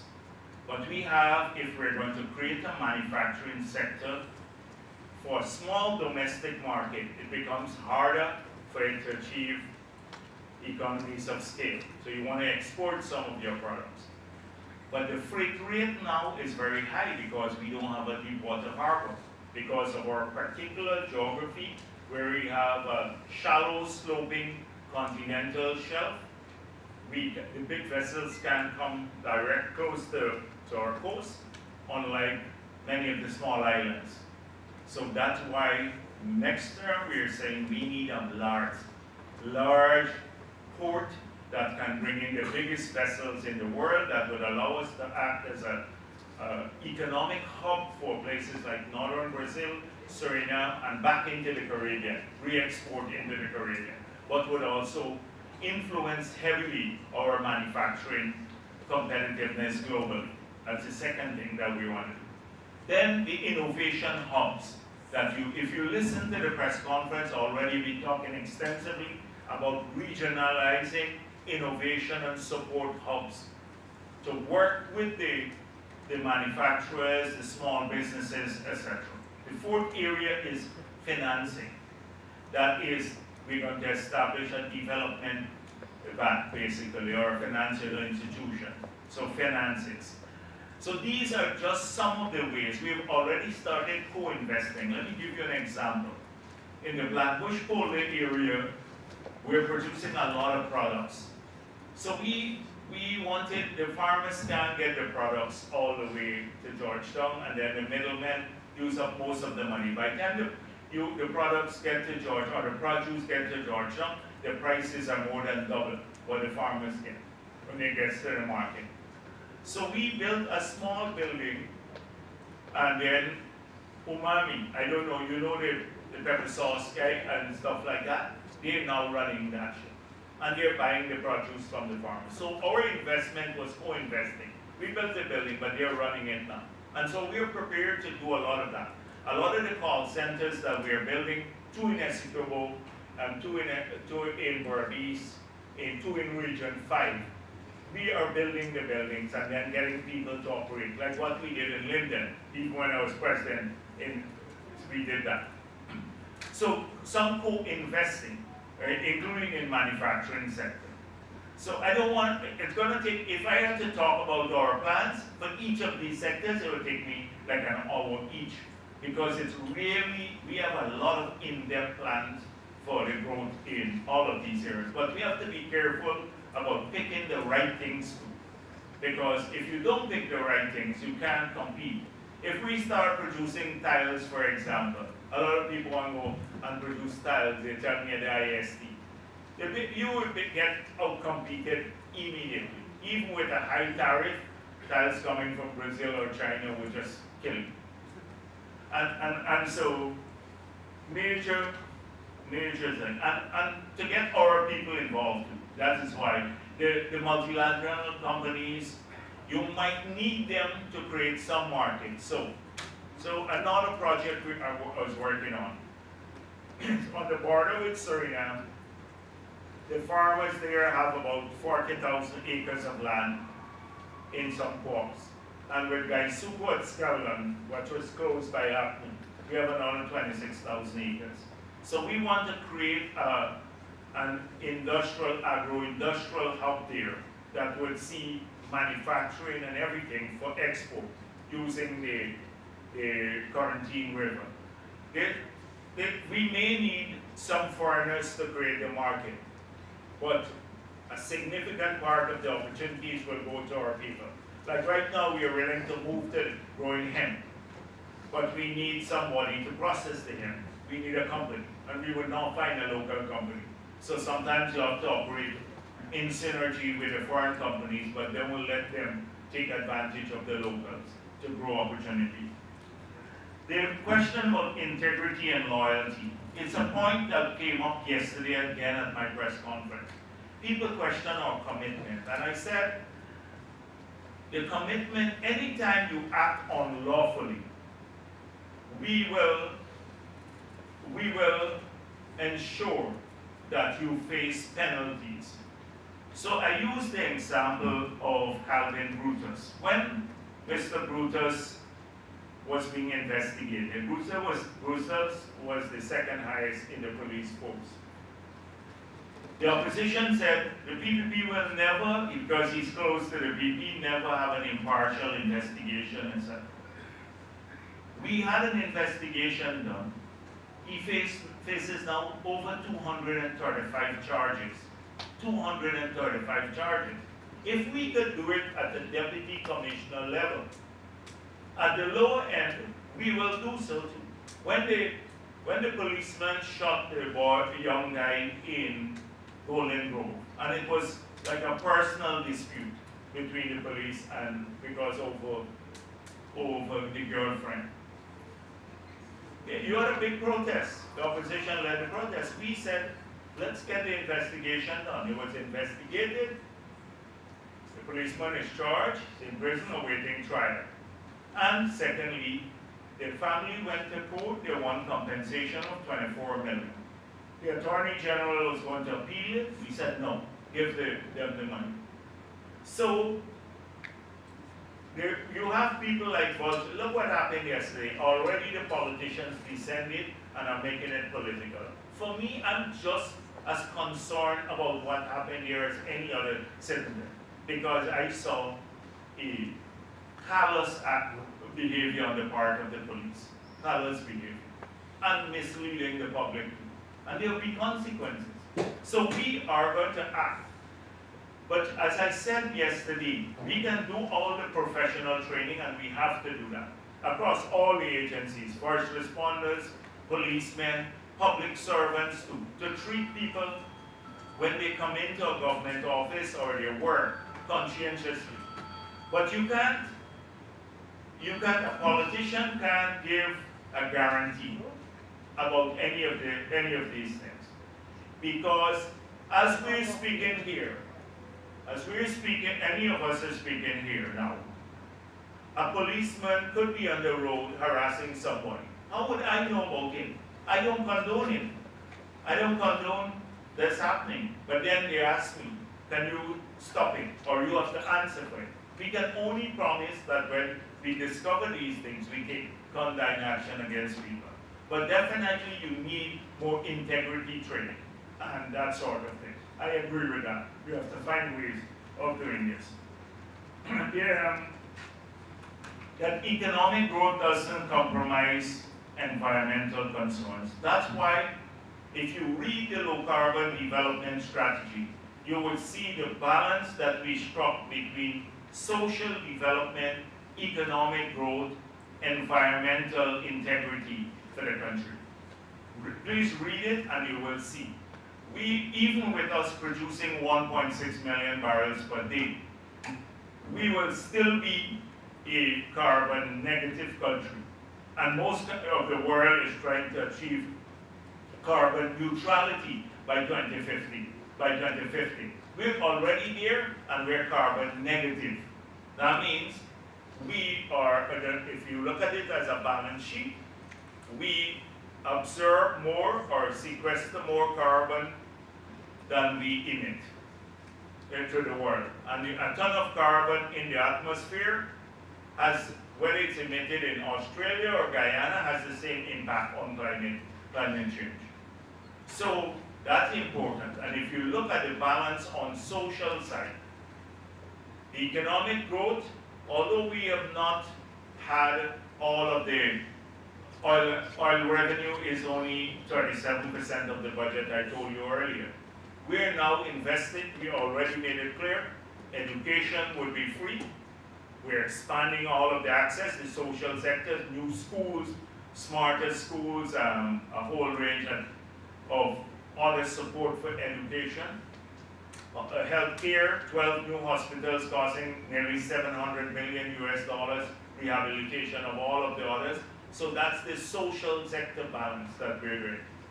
So please read the LCDS and you will, I can't go into it in details, it will take me a whole day to talk about this because I love talking about that environmental stuff and I don't want to go on too long, I'll just bore you. So please read here. And then on the real estate outlook, I see another 10 years more of growth and expansion on the real estate, rapid growth. And after 10 years, we start becoming more mature. So that's how I see it. 10 years more of that because there's still heavy momentum in the economy and big demand now for all sorts of real estate services. But after that, when the economy starts becoming more mature, then we have to, that's why we have identified already the 5 new growth poles that would create wealth of the future outside of the oil and gas industry for Guyana, because we're thinking long term. Those were the 4 questions that were asked of me. Yeah, please. Well, good afternoon, Dr. Dapio. My name is Manisha Prasad. I'm a second-year economics student and the current project coordinator of the University Economic Society. So, as university students, especially those studying economics, we often observe how in many countries abroad, students are actively involved in critiquing government policies, contributing to public discourse, and conducting research that informs national planning and economic decision-making.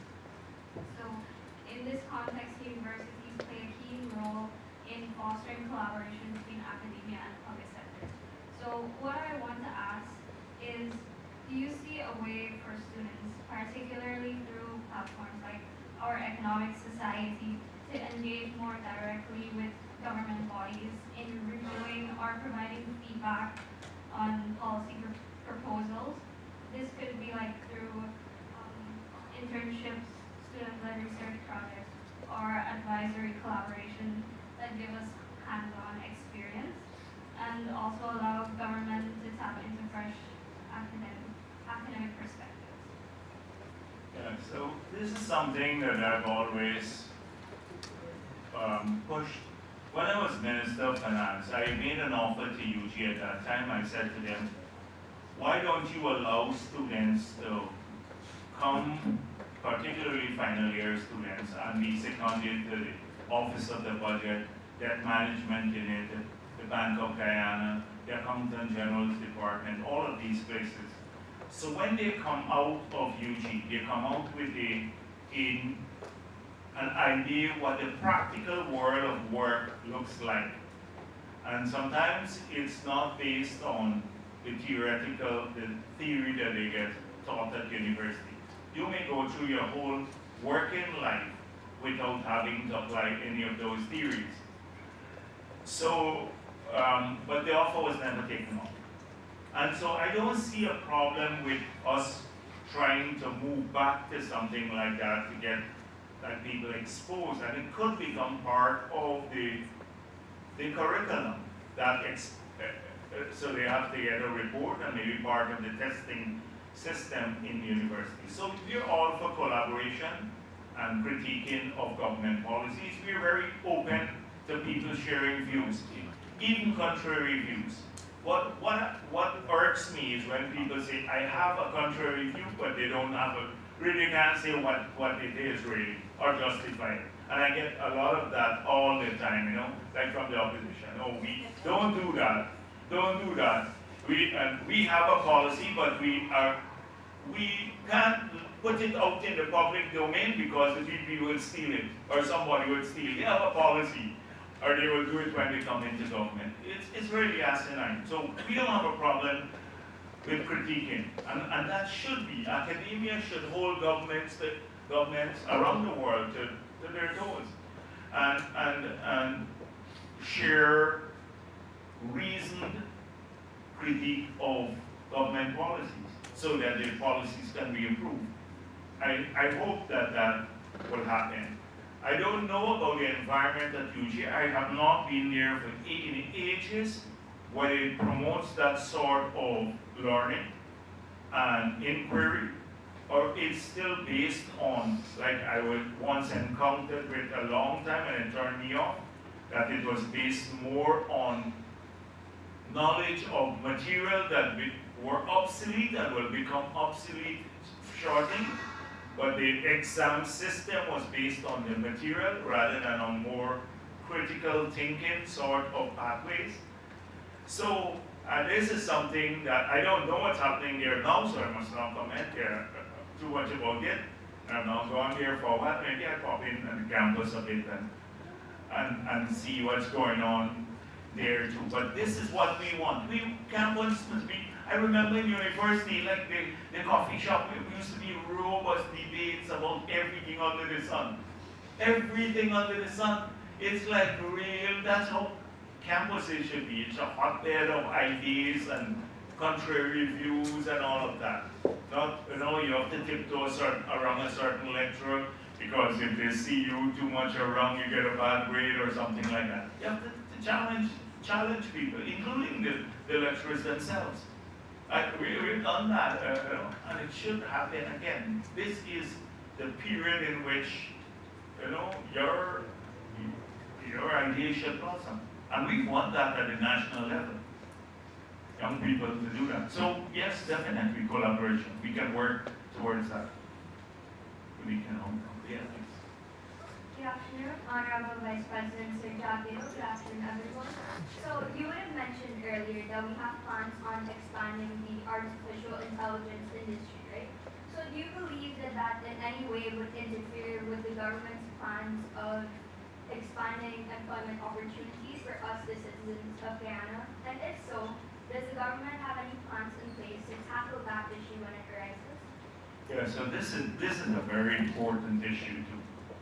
So will the never-ending debate about can AI replace people generally in thinking, and it's going to pose challenges to every sector, not just maybe the least affected would be the people who are constructing things, but in the white-collar workers. So think about a doctor, and just already they do have that. You swallow a small capsule. Now you have to do an endoscopy or a colonoscopy to see if if there are cancerous growths in your body, and it's an invasive procedure. But in the future, you swallow a small, maybe camera, tiny, and it would be like in a form of a capsule. And it will map the entire system, the digestive system, from top to bottom, and do a 3D model of it. So you see if there's polyps or any cancerous growth, etc. Now, that makes obsolete, or well, I don't want to say it totally, but because you still need people to interpret results or so, all of those who've been trained in colonoscopy and endoscopy, etc. Internal medicine would change significantly. So it poses a challenge. What do you do with those people now? And how do you engage them? But clearly now, it would be easier and less costly for people to do that. All you have to, it would cost you thousands of US dollars if you do this abroad to do a colonoscopy and endoscopy. You have to go under sedation, all of that sort of thing. And it's dangerous because once you go on the sedatives.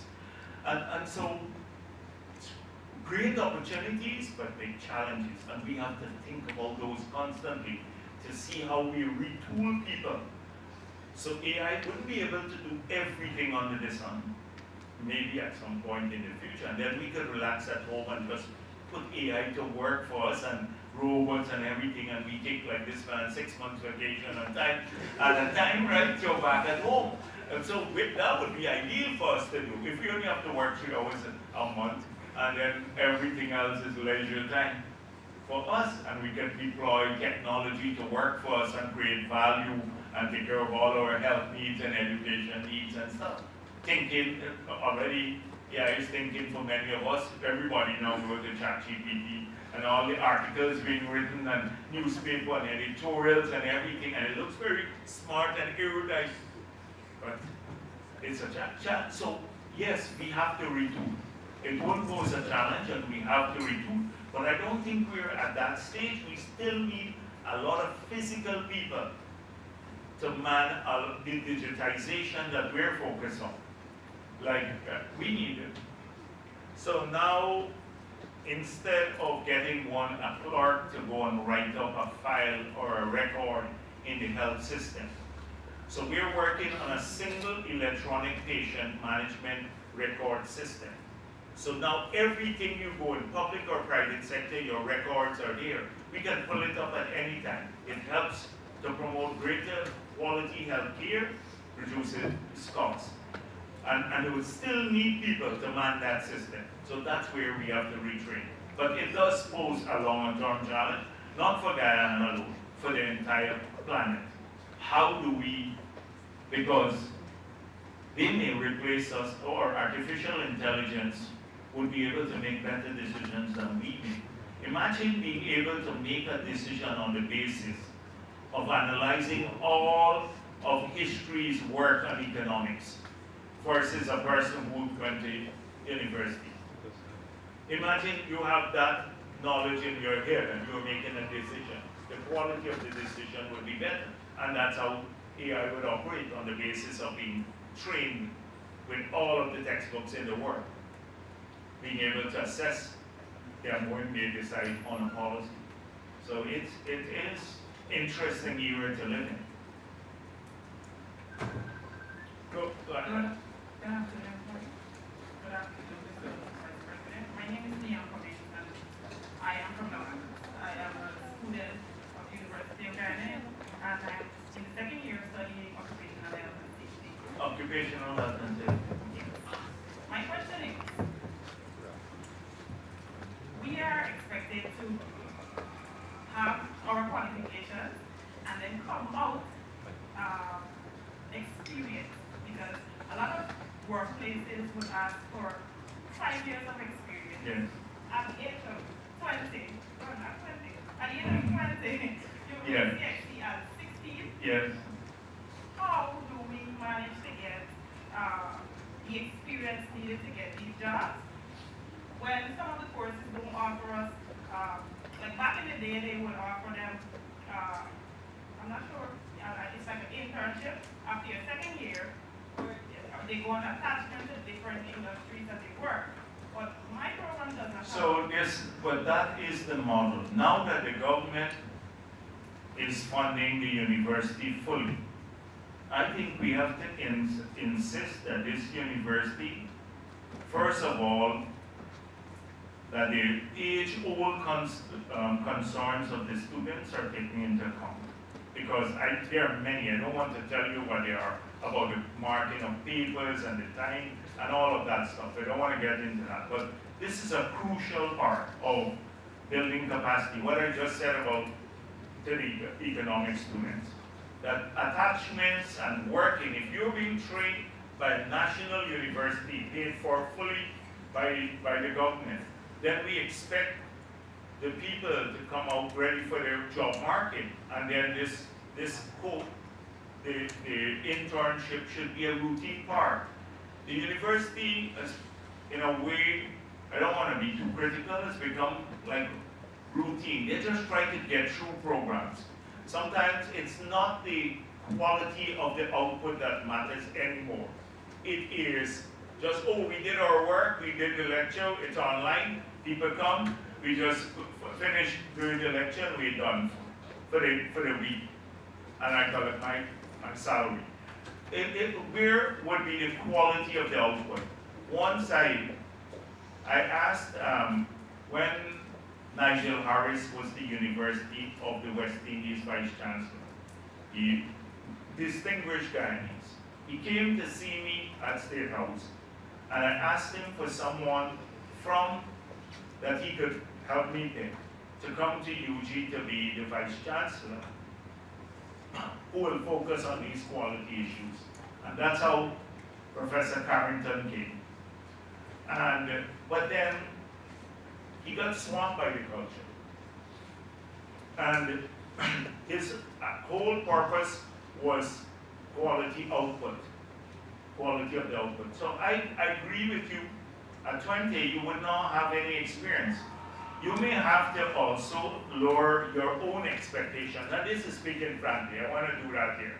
Sometimes when people come out of UG, they think, or any university, they think they're the top of the world, you know everything.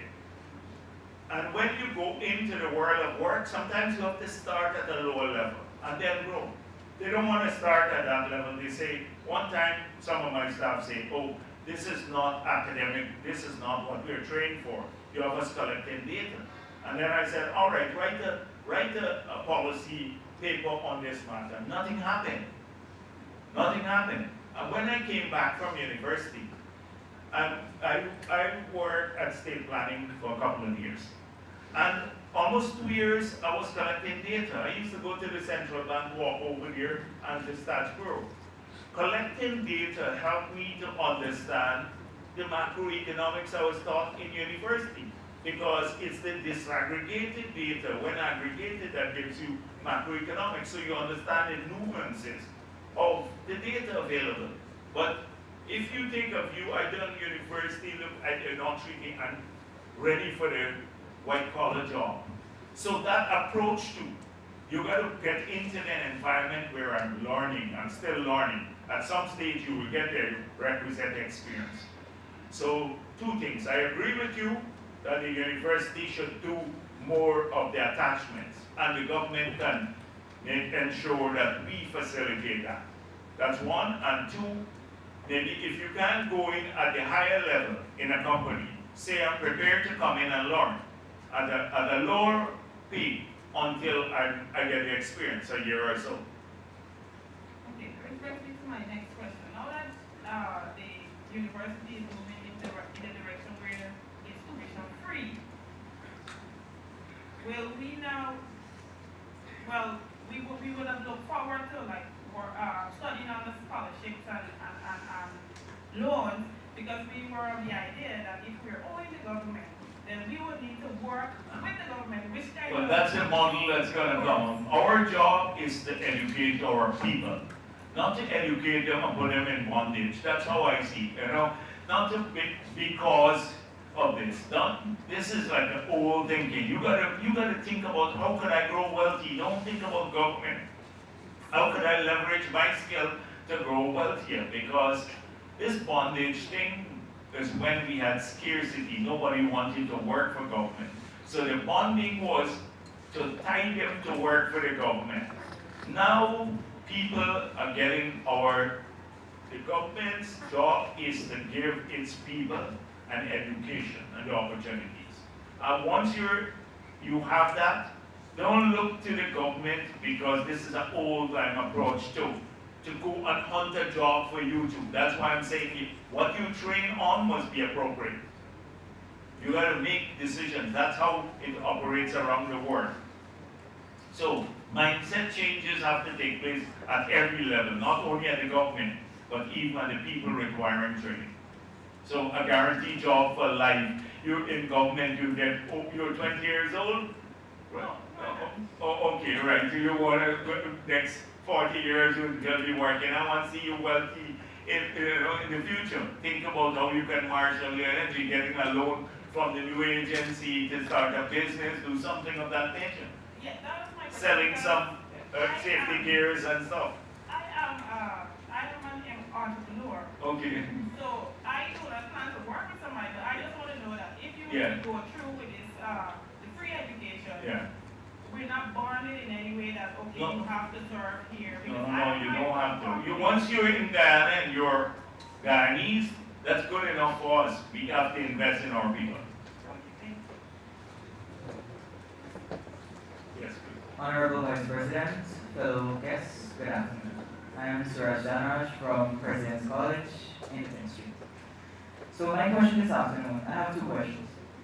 How does the government ensure youths from rural communities, mainly the countryside and interior lands, aren't behind in the transition to a sustainable economy? And what is the government doing to have a more green solution to producing electricity for the country that is moving away from burning fossil fuels to using green solutions to have more reliable electricity and export the refined fuel? So there are several ideas. If you look at our energy mix, apart the gas to energy project will cut our emission profile significantly because we're burning bunker C now. Gas is significantly cleaner. It's not a renewable energy, but it's significantly cleaner. So we can cut the emission by 35–40% of that's the greenhouse gas emissions and still have more power. Secondly, we are expanding the solar network now. We're now putting in about 35 megawatts of solar panel in Linden, Berbice, and Essequibo, and a number of other places. We've just completed two mini waterfalls, the hydro in Region 9 that will generate about 2.2 megawatts of power. We intend to go back to the Amila Fall project, which may generate about 165 to 300 megawatts of power, depending on the scale of the project. So all of that is part of our energy mix. We could eventually take the power from the hydro and probably do green hydrogen, so for I don't want to go into details or be very long here today, but definitely that's part of our planning for the future. The youth from rural areas, it's a big issue. Even in education. So we're talking to the young people on the Essequibo coast. One guy, he still has to come to UG. So I've been urging them to use the Gold Scholarship Program because now, if your parents have to pay for you to come to university, you don't live in Region 4, you have to find accommodation and food and all of that. It's costly for people. So us taking the Gold Scholarship was designed to take university into people's homes, university opportunities. We managed to do that along the coast, but in the hinterland communities, Amerindian communities, and riverine, not just Amerindian, they didn't have access to internet and high speed. So that's why we put in the Starlink program in all of these communities now. So now they can have access. So, but the guy said, what about those of us who are doing technical subjects? And we need to do labs and stuff like that. So I spoke of it 2 press conferences ago. that in each of the region, we have to build now a center for them, if they're doing the technical subjects, to do their labs and everything here, so they don't have to come physically. So this is one of the ways of which you can even out access to education and the costs associated with coming to a physical university. You'll be able to still get a degree there. And because it's hard on the parents to have to find the money to pay for, to rent a building here, and also for food and everything else. So if we're tackling tuition, and we're not tackling those issues, then we still wouldn't be able to get widespread access to university education. Those are the kinds of things. And there are lots of other things we're doing now to create, expand more now, investment into like Region 10, changing the incentive regime. So if you invest in Region 10 or Region 6 or one of the other regions, you get more tax write-offs than having invested in 4, because everybody is investing in 4 now. We have all the hotels going here, etc. So that is to shift more opportunities for jobs of a different nature into these rural and hinterland communities. That's how we approach it. Good afternoon, Honorable Vice President and the correspondent, everyone. So my name is Chigolatui and I'm from Queen's College. I must say thank you for this forum. And I come bearing 2 questions, both of which deal with dissecting certain narratives. So the first one asks, how can we change the deeply integrated, or rather poisonous Guyanese mindset of scarcity, comfortability, and dependence that holds What are the 3? Scarcity? Yes, scarcity. Especially given our history and struggles. Do you believe that media literacy feeds into comfortability? Don't give me the 3 buzzwords. Comfortability. Comfortability. And then we're still in that scarcity mindset. And then we also feel like we need to be dependent. They'll come together in a second.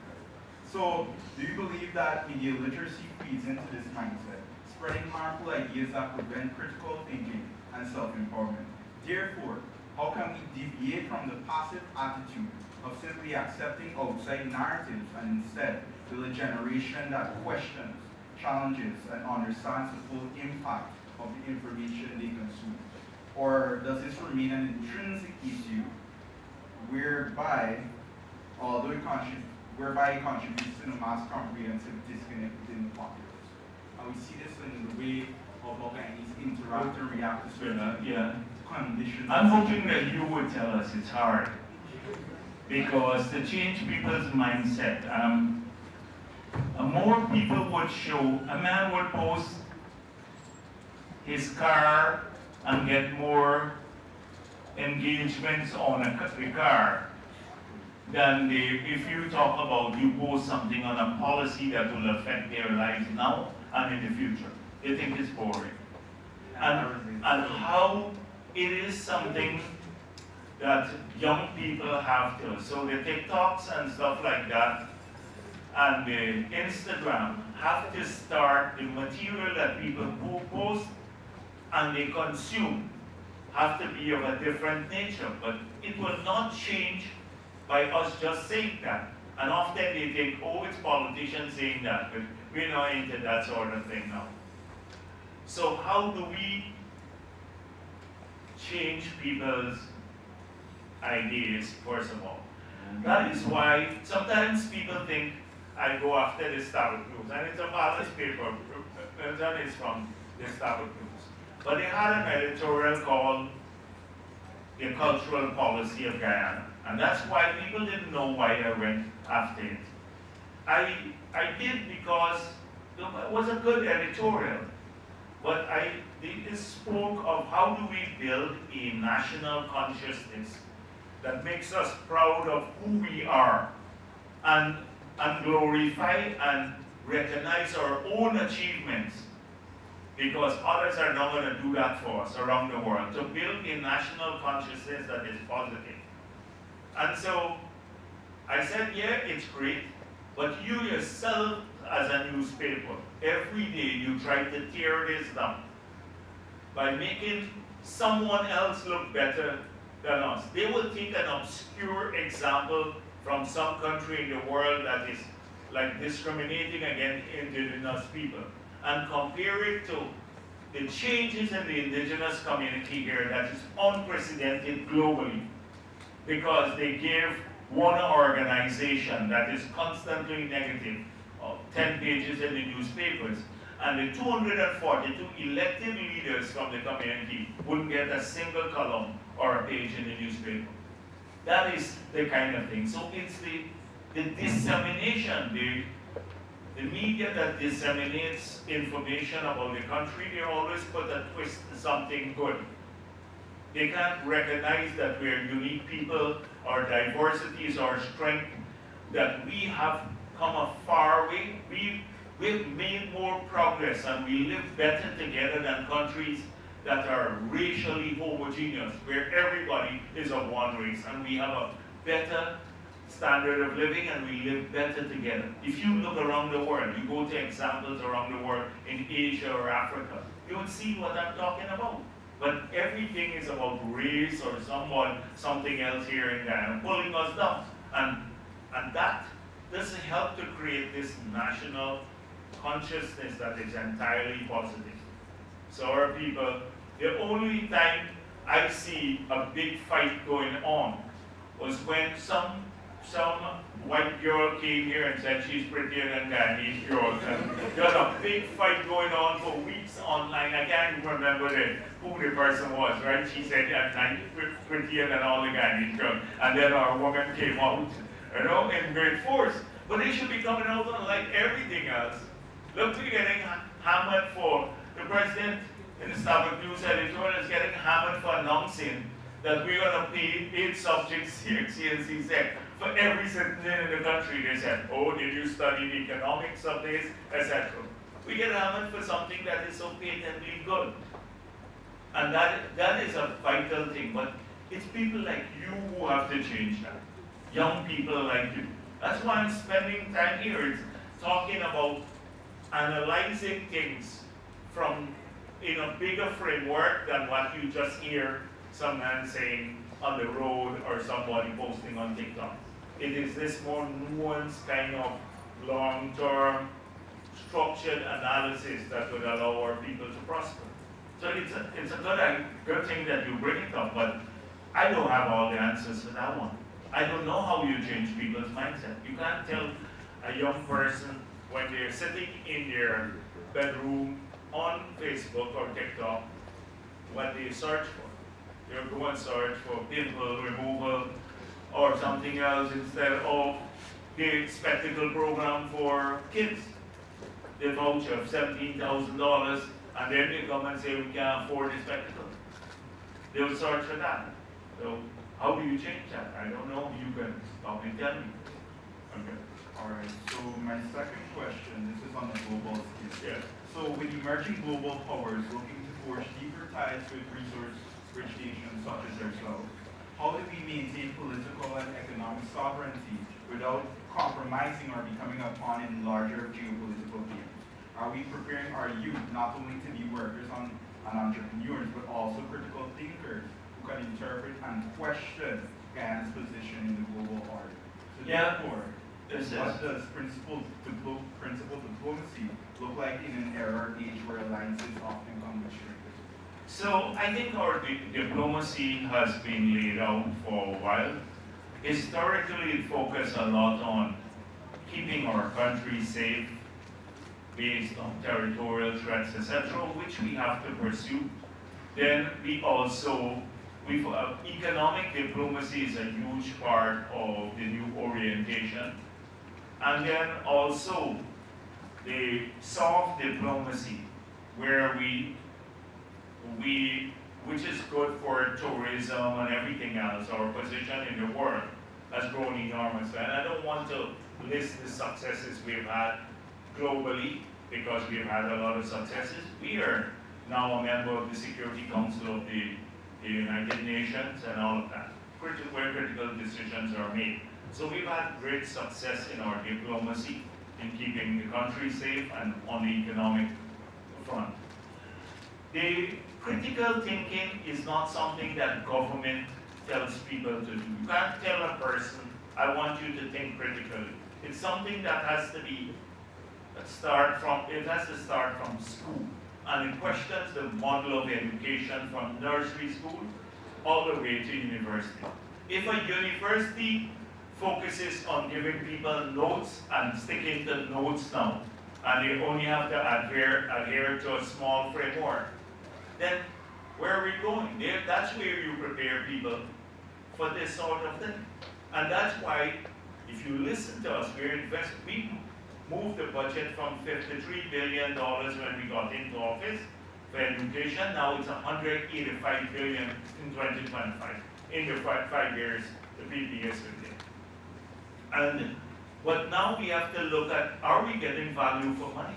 And are we achieving that what we set out to do, the critical thinking? And it may mean reorganizing education fundamentally in the country. So it's a very important thing for us that we have to address now. We're investing the money, but we have to get the output and better quality people. And globally, so this is important. Our place, we're extremely independent country in our foreign policy over many years. We have a credibility globally. And as I told you, we have good friends too. We make sure we maintain good friendship with countries that are important to us as a people and important to us from a strategic perspective. And so we focus heavily on that, but we also have a unique way of doing things here, solving our own problems. We bristle if we get these orthodox policy prescriptions that are tried everywhere in the world, and people come down here and say, you should do this. So you see, over the week, the big hullabaloo about the US report, the drug report, and they said, oh, the Gordon Mosleys of the world posting that it was a negative report for Guyana. And then I said to people at my press conference, so if they talk about our failures in addressing, like, and blocking all the drugs going up to North America, the cocaine that passes through our country. Last year in the same report it said we had the biggest seizure anytime in our history. So we are working, we had the biggest seizure. But if you listen to President Bush, he speaks about a fentanyl epidemic, killing millions of people in the US. It gets in from Mexico into the US. So who has the biggest law enforcement failure in the world? If all of the drugs going into the US gets into the US, they have a big failure of law enforcement. And they're well paid. And they have multiple agencies. So how come you're not putting in your report you're the biggest failure of law enforcement in the entire world? And then they said the government of Ghana charged 4 GDF officers for having marijuana. And I'm pleased that we caught the officers and the people smuggling the marijuana and charged them. So it shows our system is working. Now we have to face marijuana being smuggled from the US into Guyana because they have now liberalized the sale and the use of marijuana. So if people love to run down Guyana, like the Mosleys and Travis Chases and all of them, they run down Guyana. But they don't look at that. They don't look at what's happening here. Imagine we're faced with drugs smuggled out of the US in barrel. These potent portions of marijuana sold in the US coming in through barrels into our system. And we still have it on our books as an illegal activity in Guyana. We're taking action and they're shipping the drugs out. But we, as you said, in the world now, people, the developed world always tries to look good. And they had a great civilizing mission. People like us were all uncivilized in the history and we had to come and civilize us. And some of our own people subscribe to that philosophy, not us in the PPP. We believe we have people in the developing world, in Africa, Asia, Latin America, we can chart our own courses. We're smart, just as smart as anybody in the world. And we don't have a chip on our shoulder. So there are points about them imposing their value system on us. Sometimes it's the Trojan horses in our own midst who are the either intended or unintended conduits for this sort of thing. Right. I take one more because people are getting very tired now and they see that they all look hungry. And I don't stay between people and food at home because I don't like food myself. Yes, so. Good afternoon, everyone. My name is Clark Phillips, a final year student of GCI Computer Science. And my question to you is, how is the government planning to invest in technical institutes and trainings in the next few years? Okay, so massive changes. The best from the tutoring perspective, but equipment and everything else. So you heard what I said, the investment is growing. I spoke already about some of the areas that we believe people should branch into. And so in those areas, we have to equip the institutes to do the training in those areas. So if you don't have the policy, the subject being offered now there, we have to make sure that the curriculum starts offering those subjects, the curriculum of the technical institutes, but major investment. Yes, where one person you said wanted, one person. Someone on this side, you will go and then you, if the person here, well, she probably got tired here.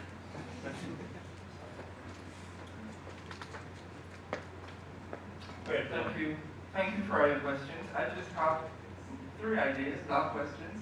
On the part-time jobs, I know the government is investing a lot in call centers and so one of the things that maybe the government can do is have the call centers do work from home and probably have people do part-time jobs at those call centers, like the guy at the back who wants a part-time job.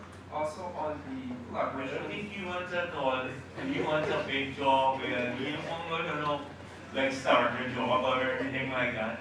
He wants to train people at Mara or something like that. So he's looking for something different. But we definitely we'll explore. Also on the making notes of all the ideas that came up. Anyhow, you'd have the video footage, so we make notes of all the ideas. On the collaborations between UG economic students and the government, we as a society can push for something like that. Yes, that would be good. And I want to thank you for this too. It's a good initiative that the Economic Society did, and I hope that you can do this with others too. Yeah, other sectors. Get the Prime Minister to come and talk about, the disaster preparedness for the country. We're passing a new law. Monday we're tabling it to address oil spills, taking the responsibility that of the people who, the perpetrators and a whole range of stuff. So it would be good to have PM come, then the President and everyone else. And one other thing, at the GPHC, I was speaking to someone last night and she was telling me that she's 86, and at the GPHC, she currently has a pacemaker. And at the GPHC, the machine that they use to test the pacemakers, it's one of the older machines, and the pacemaker that she currently has is a new one, a modern one. So the machine that they have only tests the older ones, so she's not forced to. All right, I will talk to them about that. Make sure have her come and see me. Okay. Have her come and see me, and I'll send her to the Minister of Health. All right, so to close off formally, we want to thank BB for coming here and all of you. So close formally, we now invite Amal to do a handing over to BB.